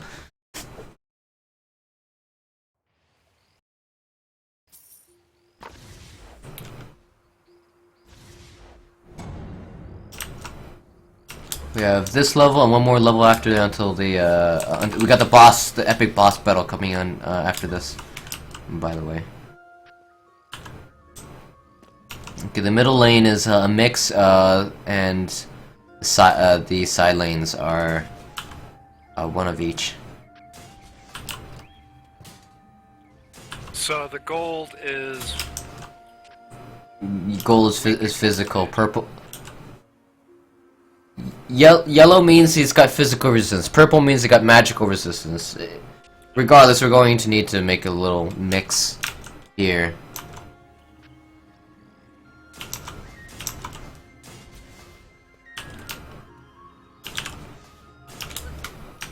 That makes sense to you?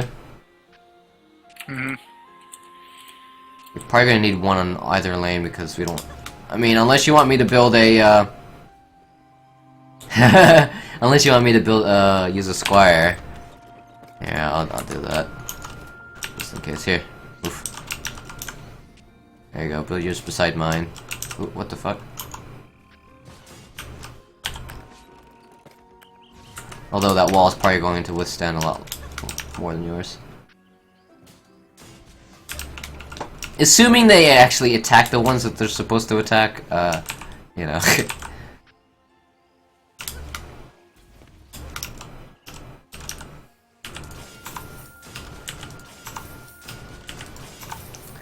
Right now, the resistances are only like 15%, so it's not gonna make or break the bank. But later on, when you get into later game, those resistances are going to be a lot more important. Like you put a whole bunch of magical resistance defenses there, and then they're like magical, or rather, you'll put magical defenses there, and they have magical resistance, and you're basically wasting your time. So, or 75% resistance, pretty brutal. I like these levels; they're always so colorful and very. Oh, nice, Chewy, come play with us. Hopefully the download wasn't too much. I think it's only like 5 point something gigs, something like that.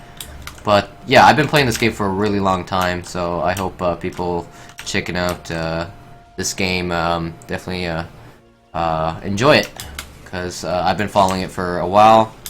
I've been a pretty big supporter of it. I mean, it's good casual fun, and it should be able to run. I think it was developed on a Unreal Engine 3, maybe. It's a little dated, but that's what the developers knew. And hey, if it got everything that they wanted done, a newer engine doesn't really mean anything.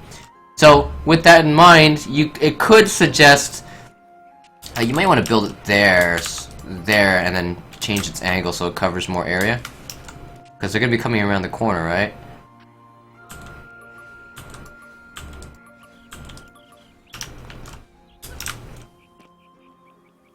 You see what I mean? No. Build your Frostbite Tower there, and then point it this way. Yeah, alright. It gets a better angle, that's all. Okay, that's upgrade. Z is sell. There you go.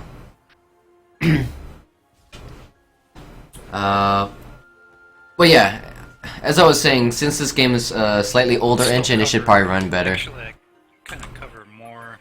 Just back up a little bit. There you are.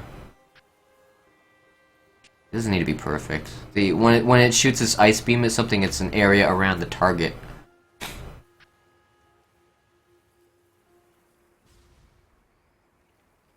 I actually cover more ground this way. It's up to you. Although, why not just build your walls closer? Here, that way we can funnel them in. Do you know what I mean? Otherwise my poison dart towers are super far away.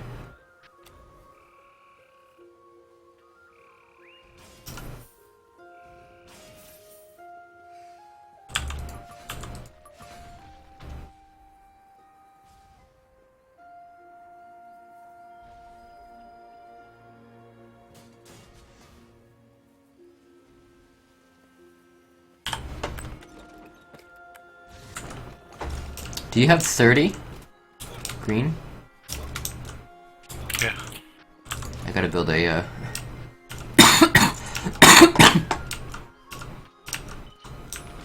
That's good.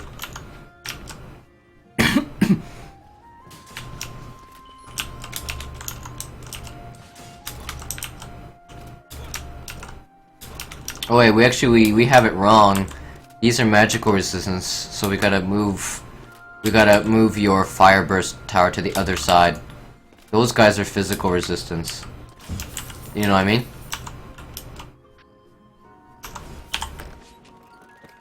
No, you can keep the walls there, because the walls are magical resistance, and there's some magical enemies. Well, I guess it doesn't really matter. The enemies themselves are kind of different. But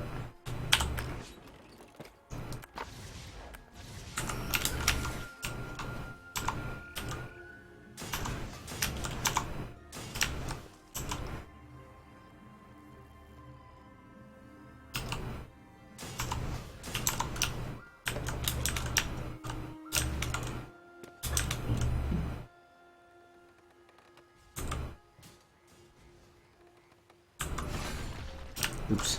You probably should still move that file barrel ball turret.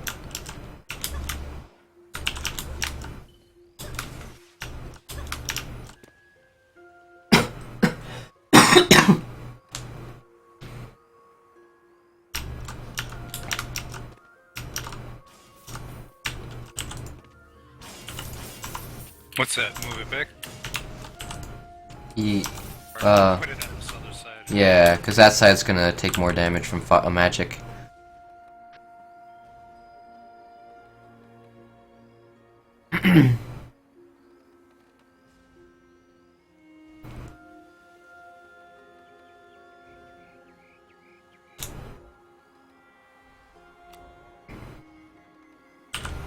Alright, I'm ready. Also, that should probably move to the opposite side. You can keep it there, it probably doesn't really matter.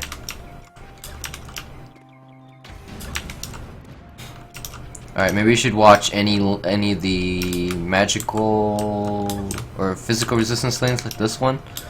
And I'll watch the front and the side.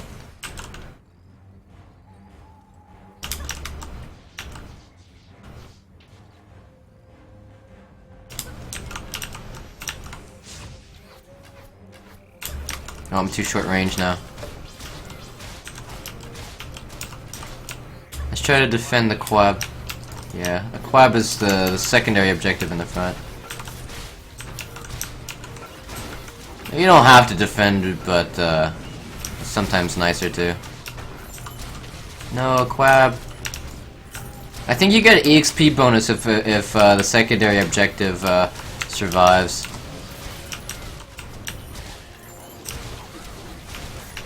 Sometimes it requires you to really separate, spread out your defenses.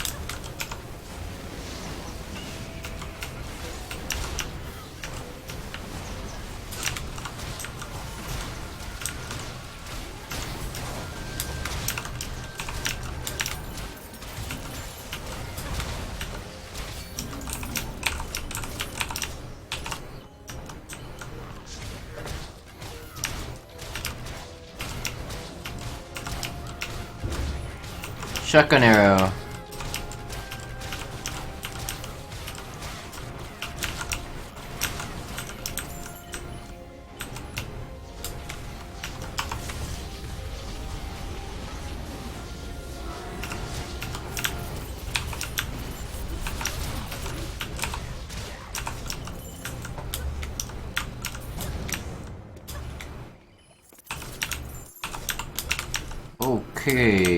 Okay. Let's get some more loot here. Place some more defenses. Now these things are called blaze balloons. They do magical damage, but once they get once enemies trigger it from below, or you can also shoot them.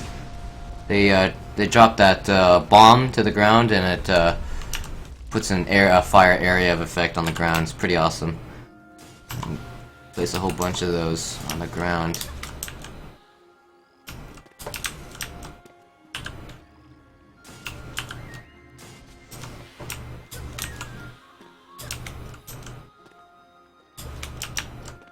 They're also a lot more expensive, and they have a longer cooldown. But they're pretty awesome. Alright, we're gonna have air units coming down the center now, so we have to keep a lookout for that.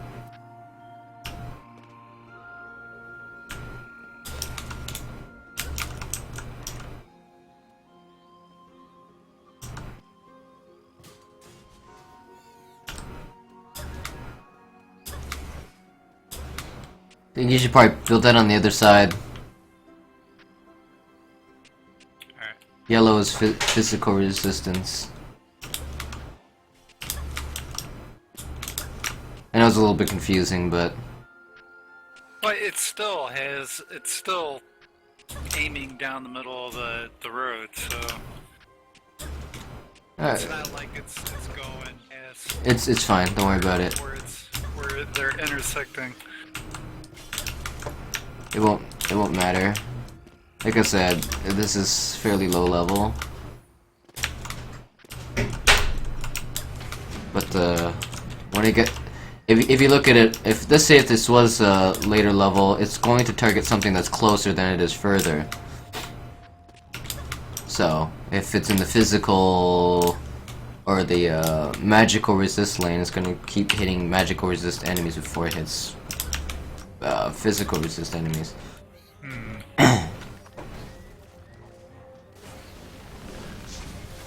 Of course, once they start piling into that lane there and they start getting mixed up, it really might not matter. So, ouch.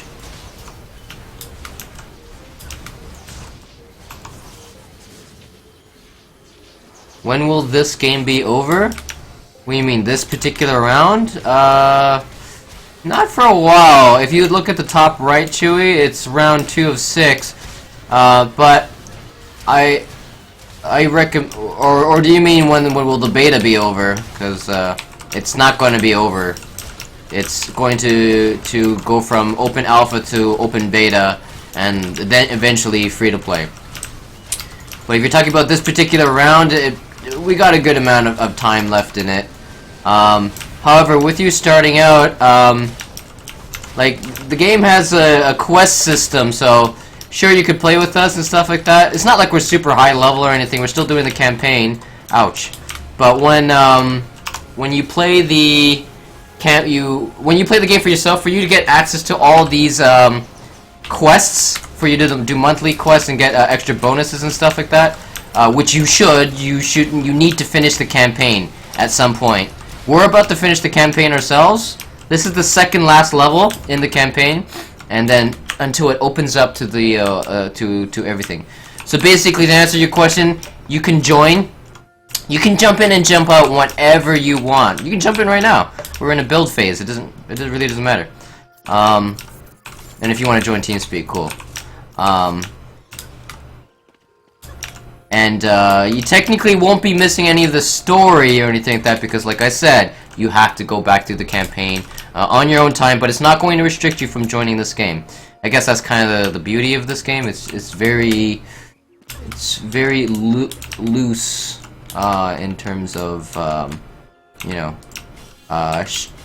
funneling players to a particular experience. I guess very open. Ready.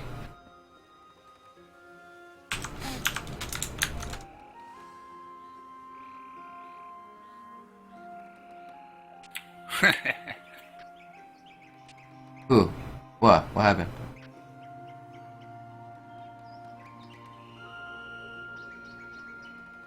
There's that hole right here. Oh, did you fall into the hole? Yeah. Noob.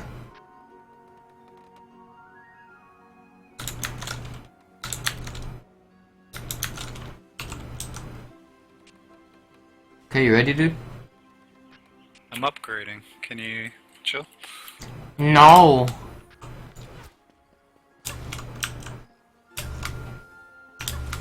Going through that phase of wonderment of like super tight.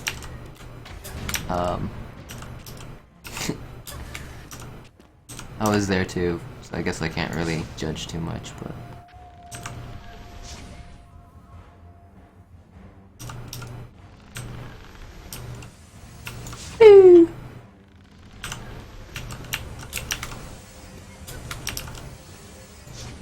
There's some air units coming in.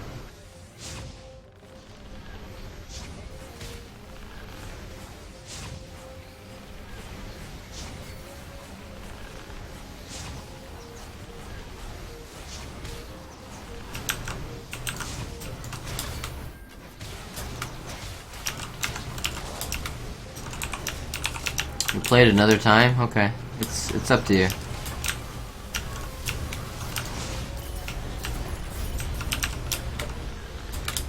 Although more the merrier. Eventually you'll either be playing this very same level on this very same difficulty on your own, or with us, so I don't mind helping out. I did. Just let me know. You have to get used to it. I fell into those holes plenty of times. Oh, there's this flying cobalt guy. He's a suicide guy.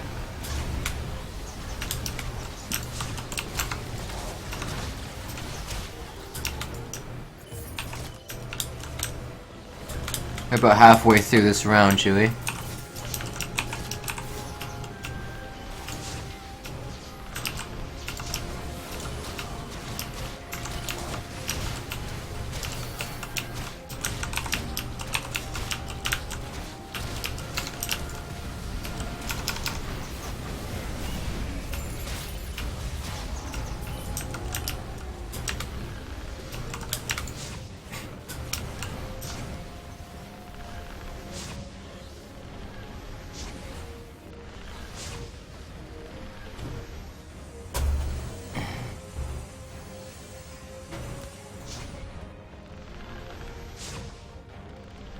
There we go. We got 2 more waves left to do. Let's quickly upgrade everything.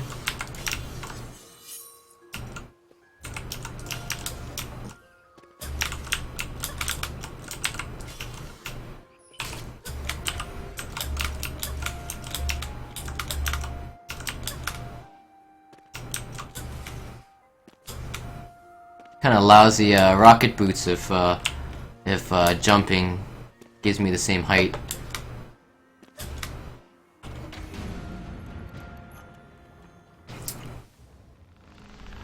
But they look cool. That's all I care about.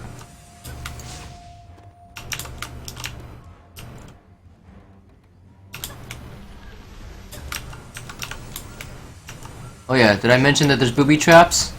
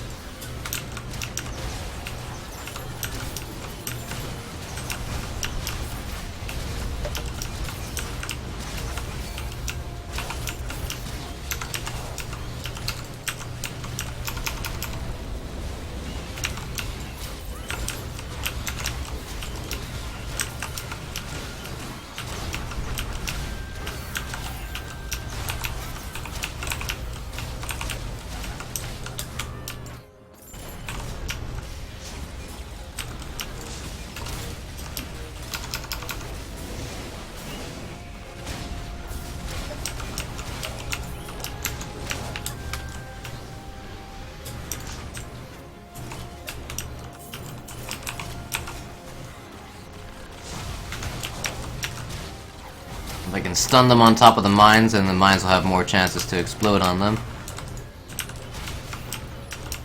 And also upgrade and repair them on the fly during combat phase, but you notice that it's not instant, so just be careful when you're in. Do as best planning as you can, and then try to prioritize what you want to upgrade and repair during fight. These things will be a lot more decisive. Especially if there's a big brute trying to destroy your wall and you need to get it repaired. Especially multiple walls are under attack, you're gonna have to really decide which ones are most important for you to try and keep upgraded.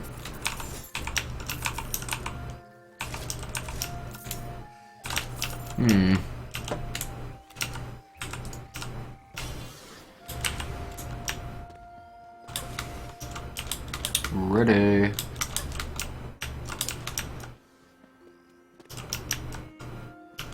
$93,000 health.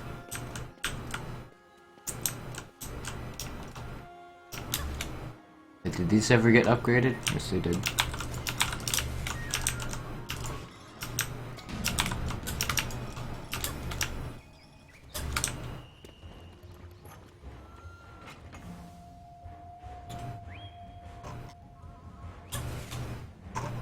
Oh yeah, you can also zoom in and zoom out just a little bit.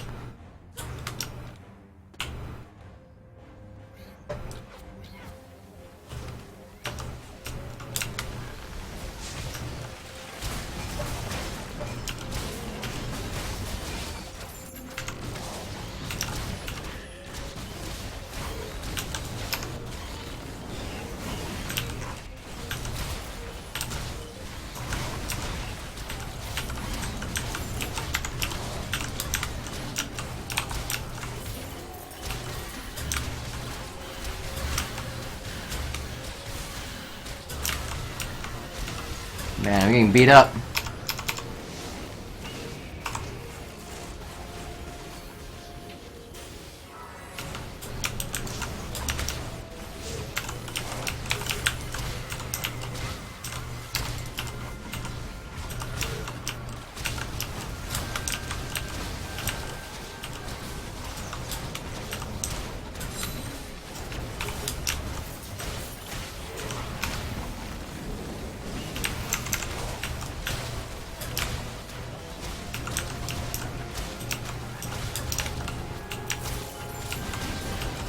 Oh, I don't have any more mana, I can't use my ability. Oh, I got one more left. There we go.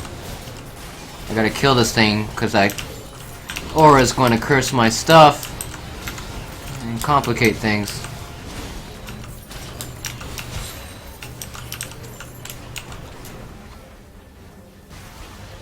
Ooh.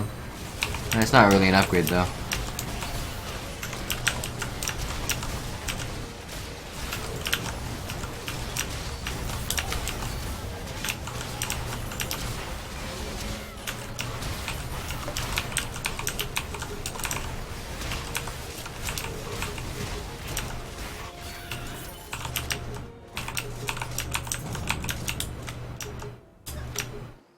Last round.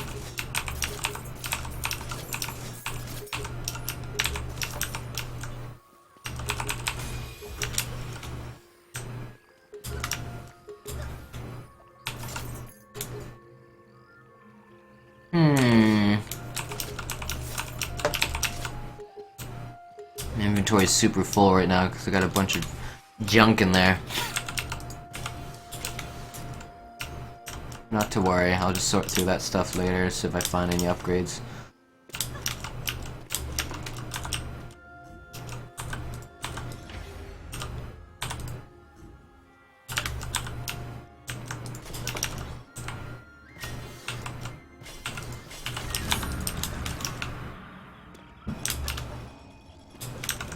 There's a lightning bug coming from the left.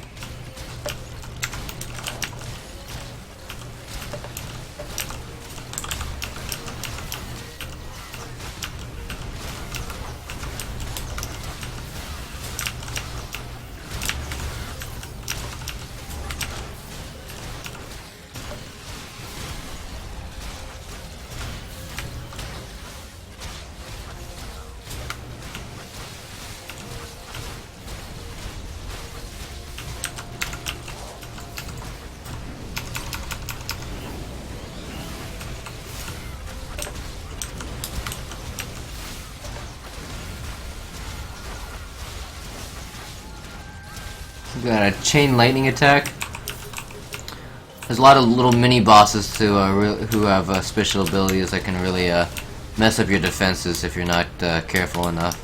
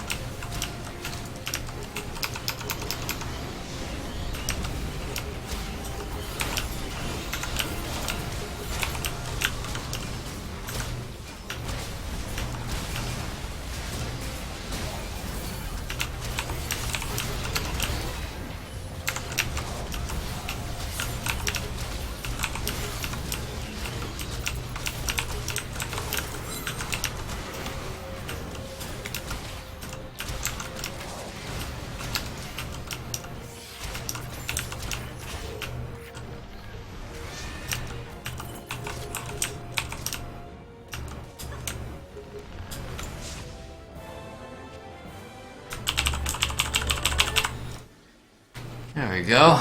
One more round to go. Just in time for dinner, too.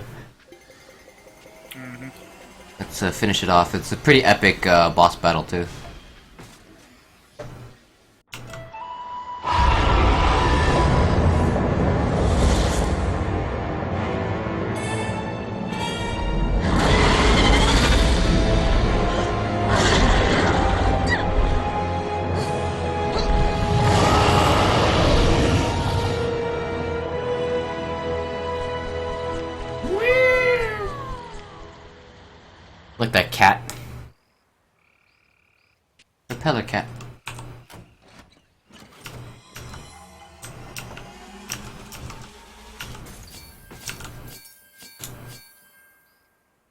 Hmm.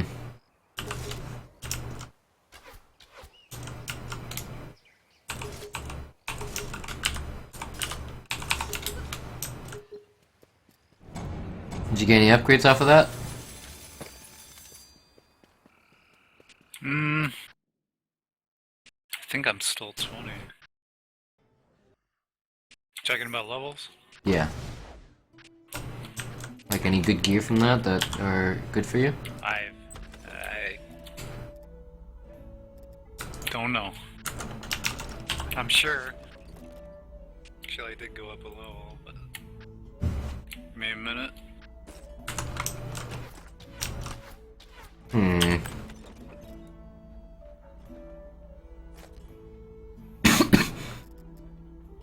Not really sure if I'm digging the whole shotgun style. A lot of these are side grades.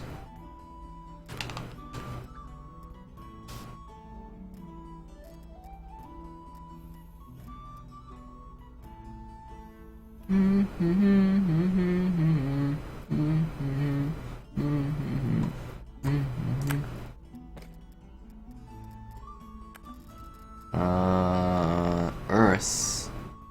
3 shots, standard.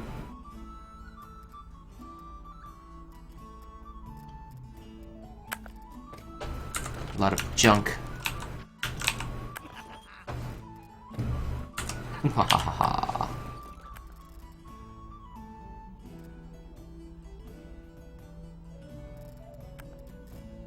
First shot. Hmm.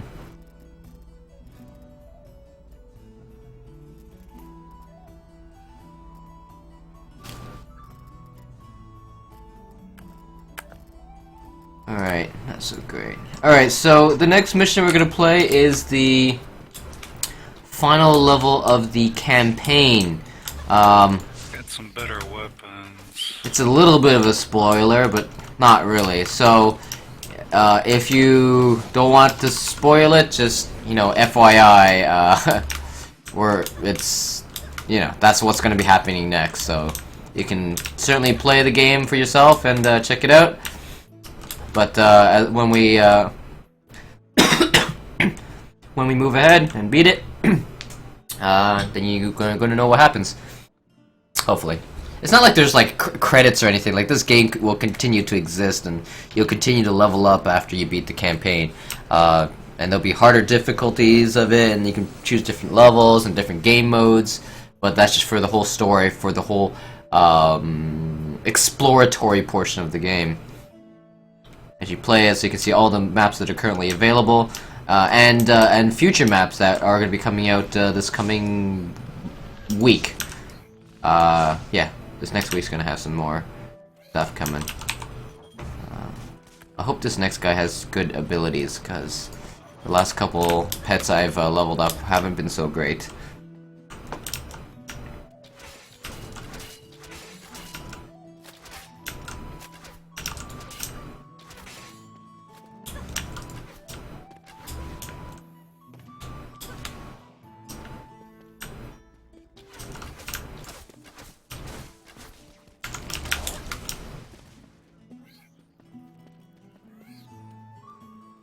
That's a cool little effect. I don't even know what that is. Is that ice? Okay, so for those of you guys who don't know, earlier I was talking about abilities that augment your, or skill spheres that augment your abilities. So for the monk we have Shielding Wave. For the Huntress there's Elemental Chaos Super Sphere. For the Apprentice there's Concentrated Cyclone. There's a Flamethrower Tower I told you about, Heavy Cannonball, Lightning Aura Strikes, Empowering Beam, and Sticky Grenades, which are all pretty awesome. So, if I were to demonstrate it real quick, for ones that change your abilities, let me bring my other character. Actually, hang on. So, the standard #1 ability for the Huntress does this. It just explodes and it stuns enemies in front of you. Because these are training dummies, you can't really tell that it does a stun. But my other character here, who has the sticky bomb thing I just showed you, it doesn't explode on impact. It will do this. So when enemies step on it, they take extra damage. It does way more damage, but it doesn't stun them. So just FYI. So I could do this, and it does 32,000 damage each. I mean, I can't really compare the two characters because one is ability power and the other one isn't, but it will do a lot more damage. It's almost a viable nuke.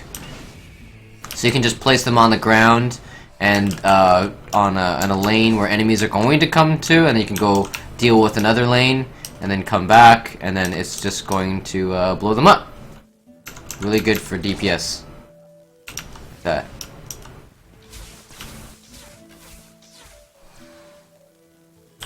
My dragon here has got like a little bit of a cool little ability going on.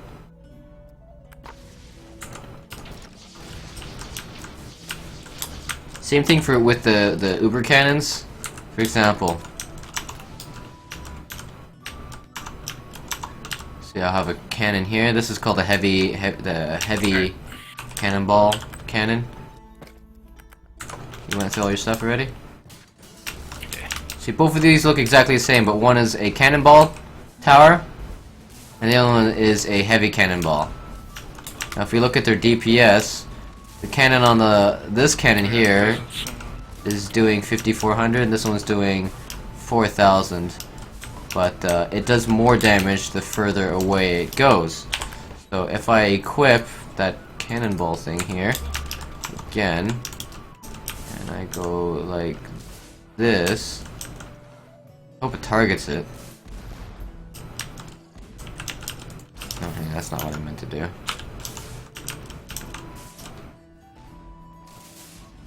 It's like almost becomes a sniper-like tower.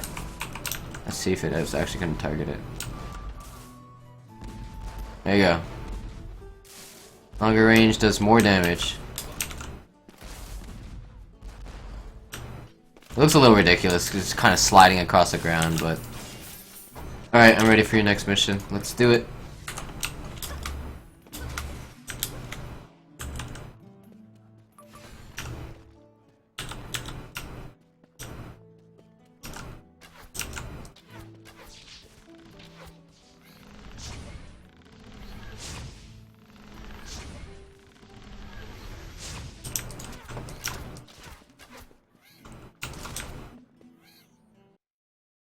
Alright, this is the final level of the campaign, then you have access to a whole bunch of shit.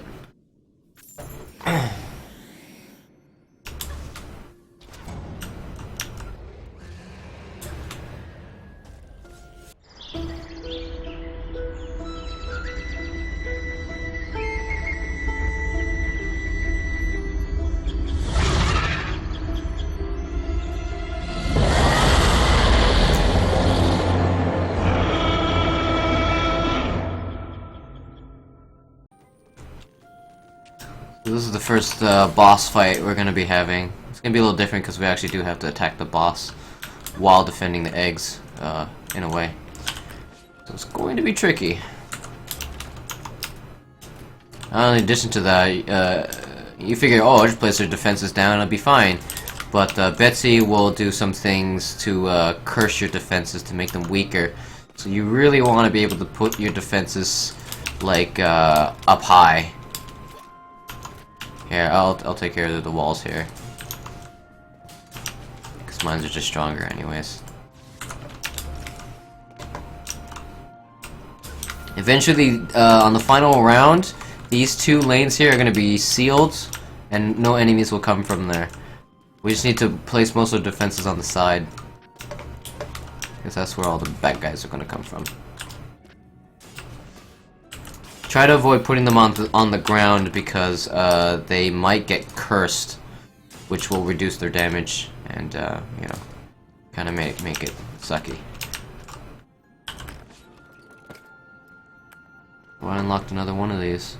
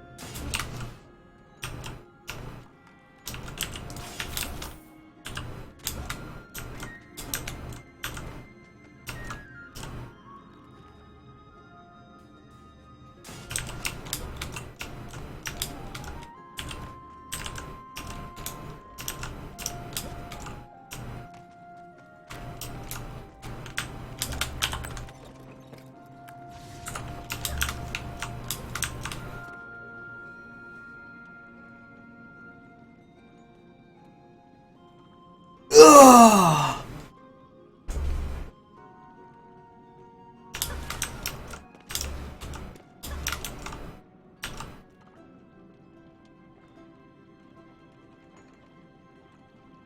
You can probably put it right there. Maybe behind it. Behind it? Behind my poison darts.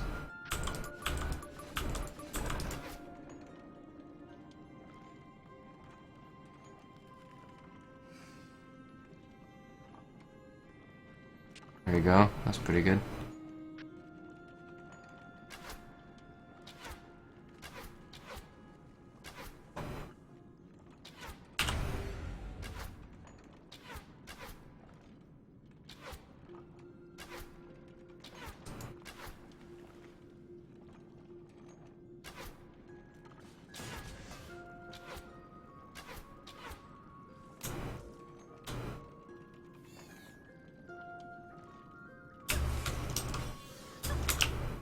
Oh, you're upgrading already? You don't want to build more defenses? We're only at half our build limit.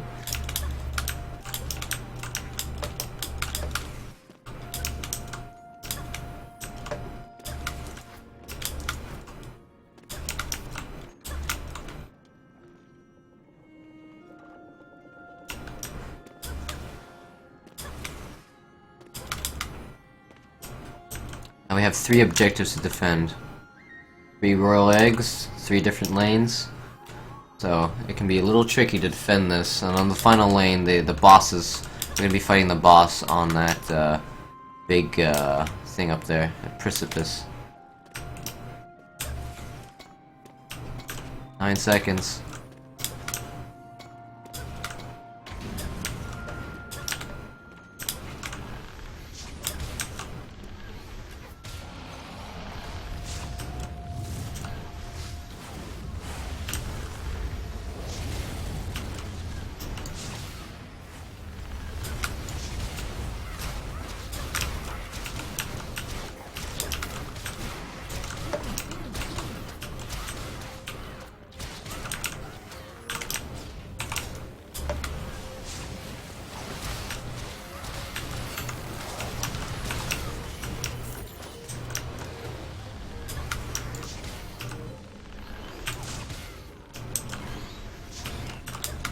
Oh, don't forget about the little poison.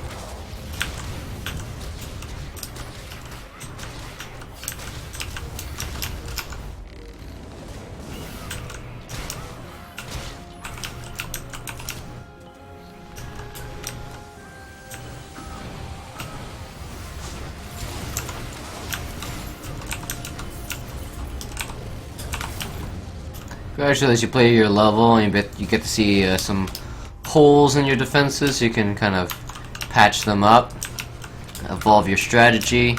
I mean, that's kind of the whole point of the game. And you eventually kind of figure out the strengths and weaknesses of all your defenses and come up with the pro strat. Of course, you also have to have some gear to support the as well. So it looks like there's a big group up of enemies there, so I'm gonna adjust that a little bit. Put that there. Put that there.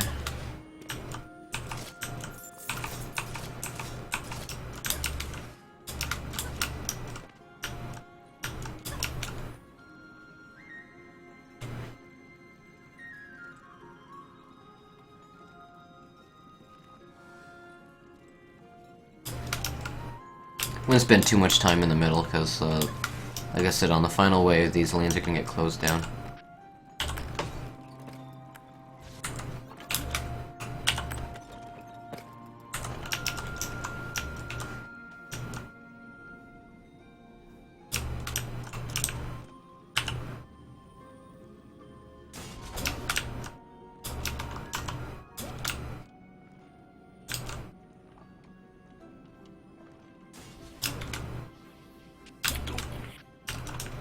Lol.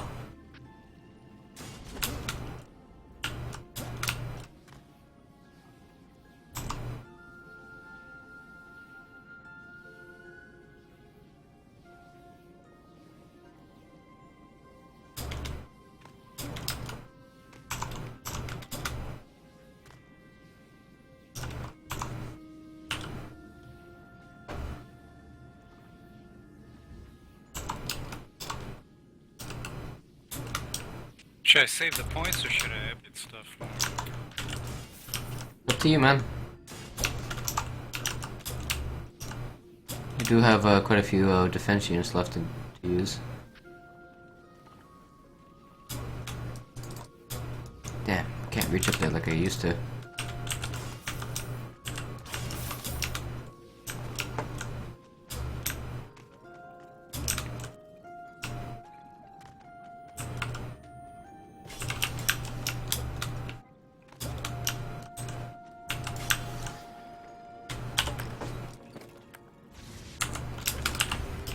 I'm ready.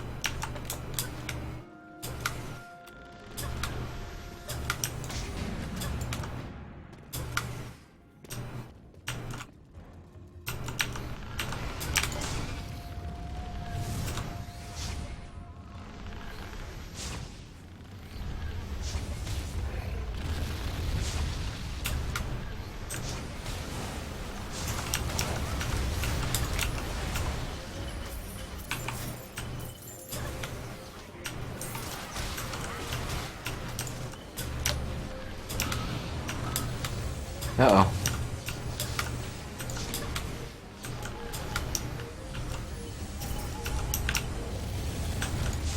Pew!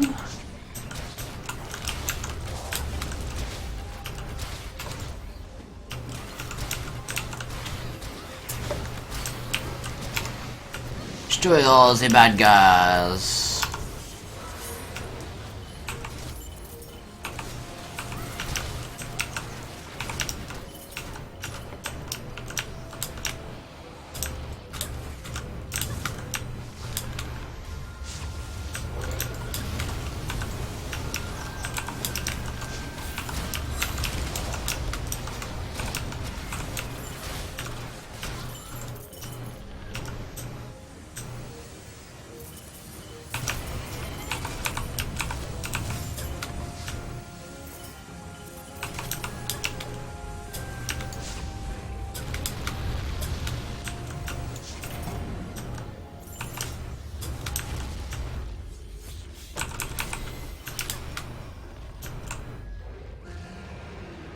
Ew. It's kind of gross.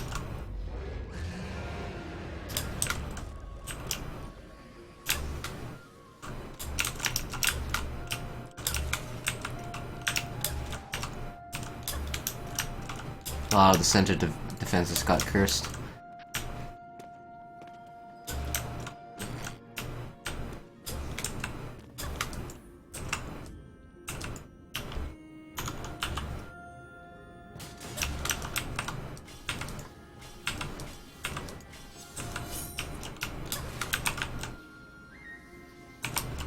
DPS.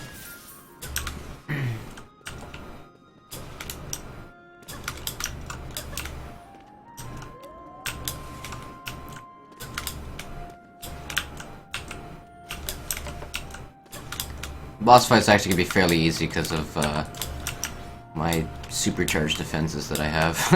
That's okay.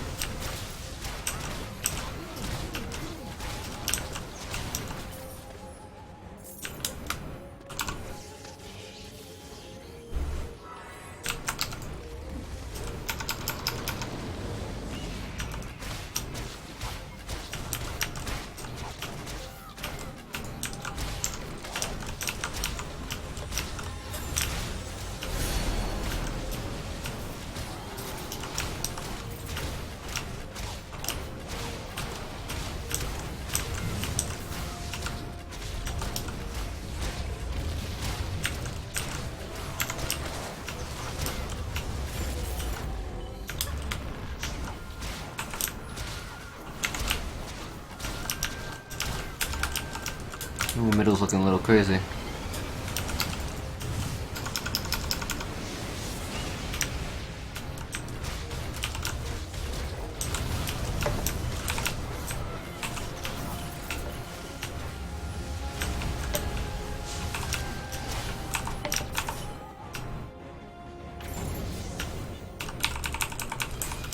One more wave left until boss time.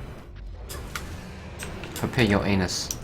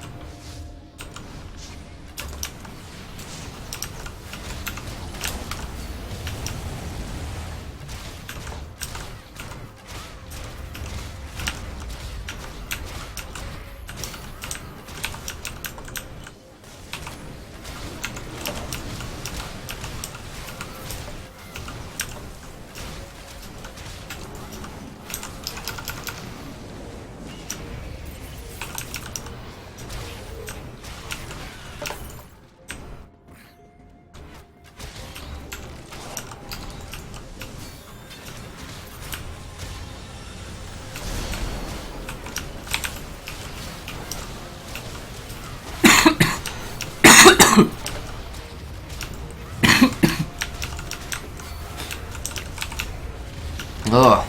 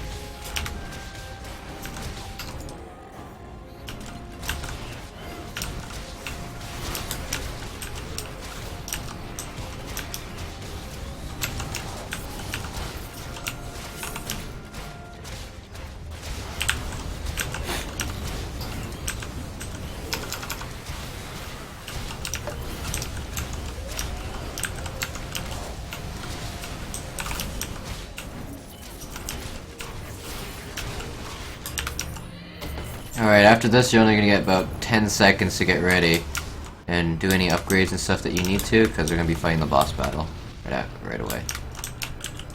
You can sell all the stuff that are meant to defend the middle, because they will be dismantled here in a second.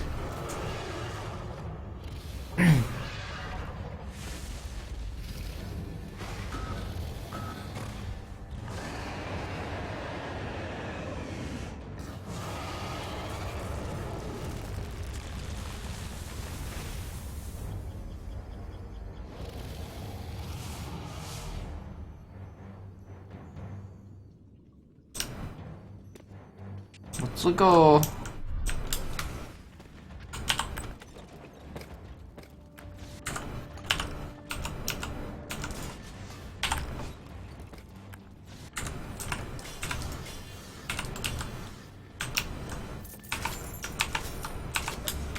Don't forget to correct your green box, there still is one.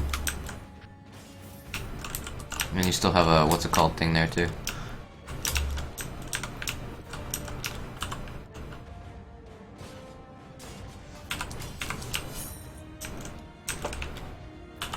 Oh, you don't have 10 seconds, you have all the time you need. Interesting.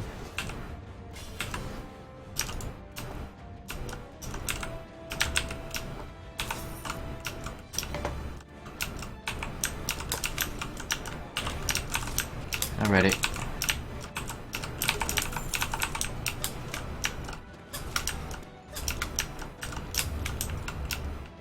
It was a bit awkward that we had to fight this boss, but it's kind of waiting for us to finish.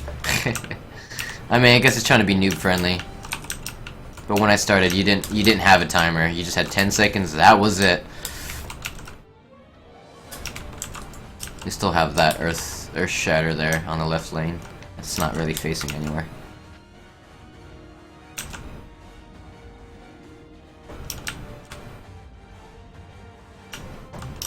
40 seconds.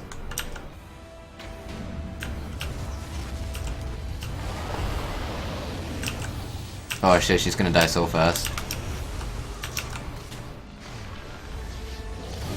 Oh shit, back up, back up, back up, back up.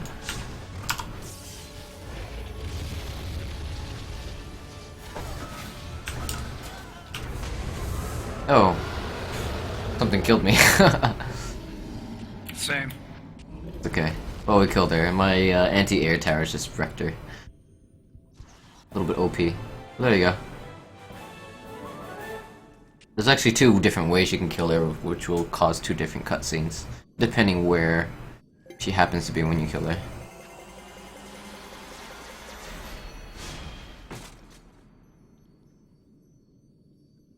I was wondering what was hitting me. I guess those fireballs that she lobs so still hit you.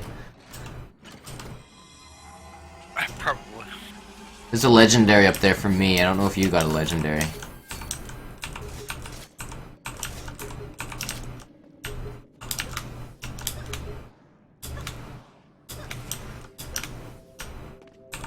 Ah, yes, a legendary bow. Ooh, that's a mortar! Ooh. Oh, I can't equip it yet. Okay. I am ready.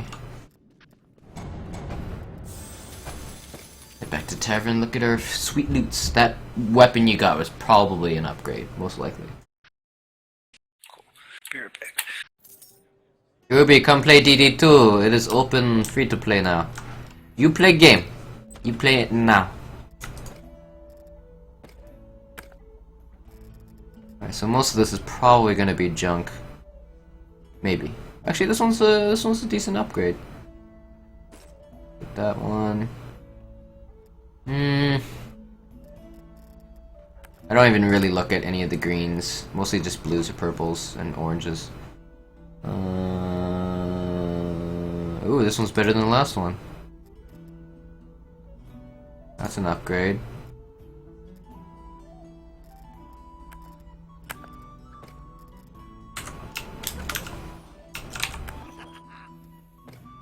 Alright, so, as you guys saw earlier, this is my current weapon. It's a little shotgun thing. And this one's got a mortar attack. Oh, that's awesome.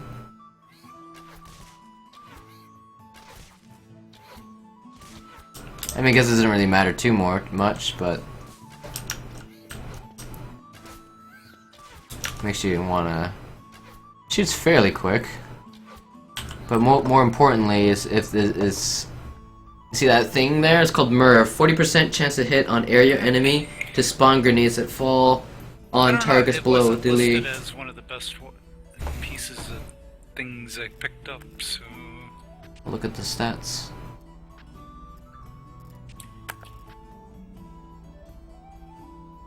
Cannot equip for apprentice. I got Aerial Bane. Aerial Bane.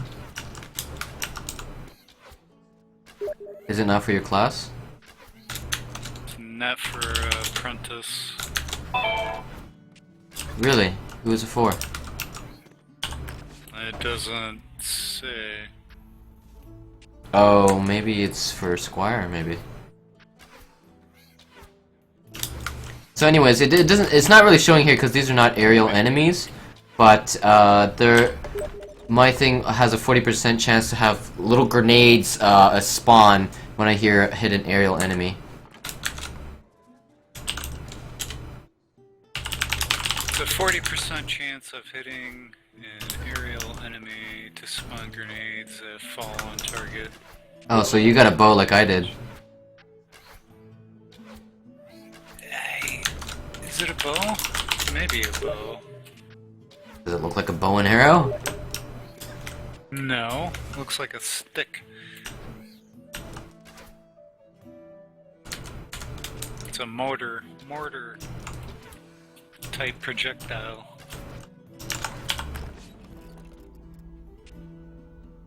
Yeah, it's Aerial Bane. It's a bow. Mine's an Aerial Bane. It's probably entice you to make a Huntress next.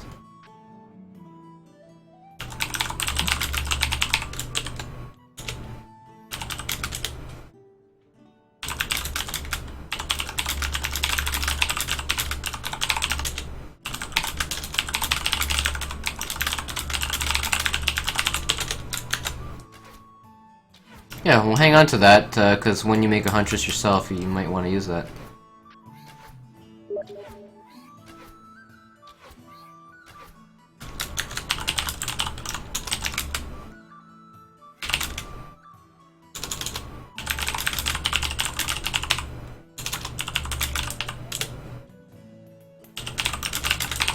Yeah.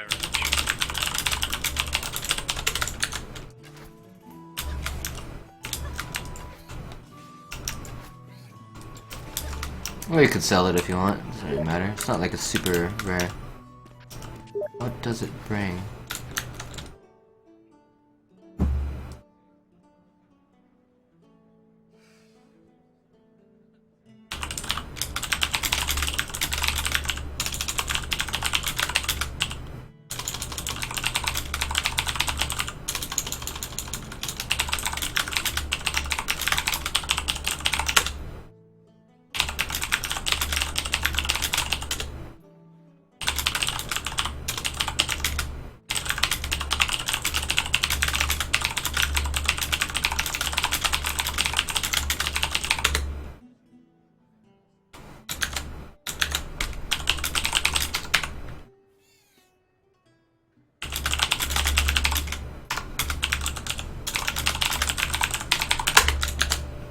About to eat and need to finish some work.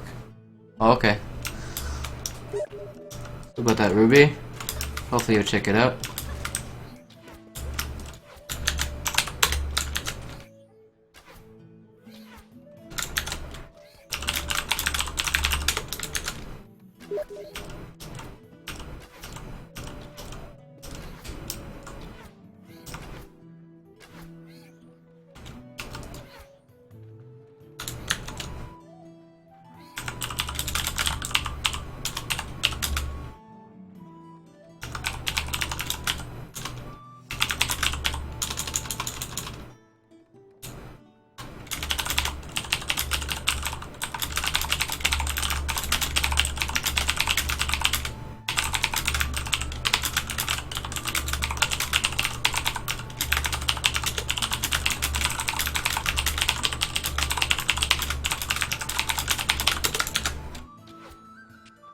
Still searching?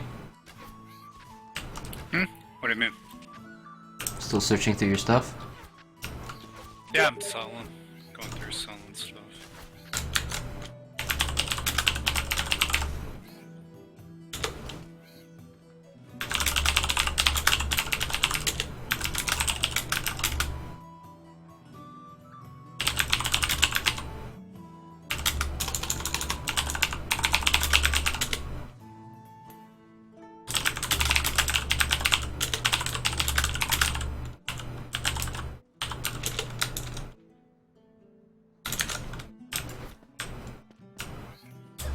Okay, well, I'm getting a bunch of questions on about DD2 on the stream. For anyone else interested, they're asking like how long does it take to make a character? Well, it kind of depends, because for me it was different. I was getting asked earlier. I was getting asked what level max characters are, which is 50. And I was being asked, what else?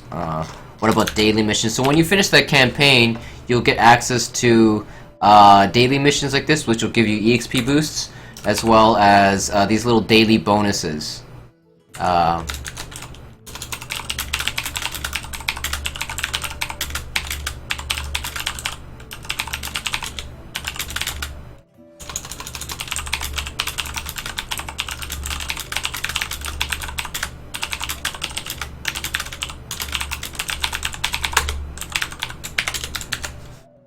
So yeah, there's compared to the amount of time it took me to level up to max it, it'll probably take you guys a lot less time. However, once you do level up brand new characters, it is actually even easier to level up a new character. Because for every new character, you see this little EXP underneath? For every new character that you have in your roster that is max level, the EXP spills off into your newer character. So that's why my character leveled up faster than my friend Nuke there.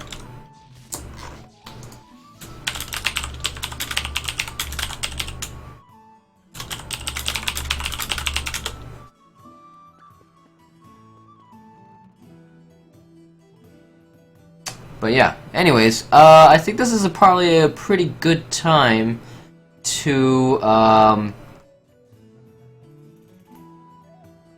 this is probably a pretty good time to maybe conclude the stream, as it gives you guys a nice little slice of the game, and hopefully it's not too long, because the stream is almost 3 hours long. I didn't intend for it to be that long, but I wanted to just stream it for my friend Amy, and as well as play with my friend Anouk here. But I'm going to be going for dinner soon, so I hope you guys will get a chance to check out Dungeon Defenders 2 for yourself. If you want, go ahead and hit me up on Steam. You can find my Steam details in the description of this video. I hope it's on there. And if not, you can just search up It's Super Effective on Steam. And let me know. Let me know what you think, if you need some questions, and maybe I'll play with you guys sometime. Anyways, I'm signing off. Have a good weekend, and see you later.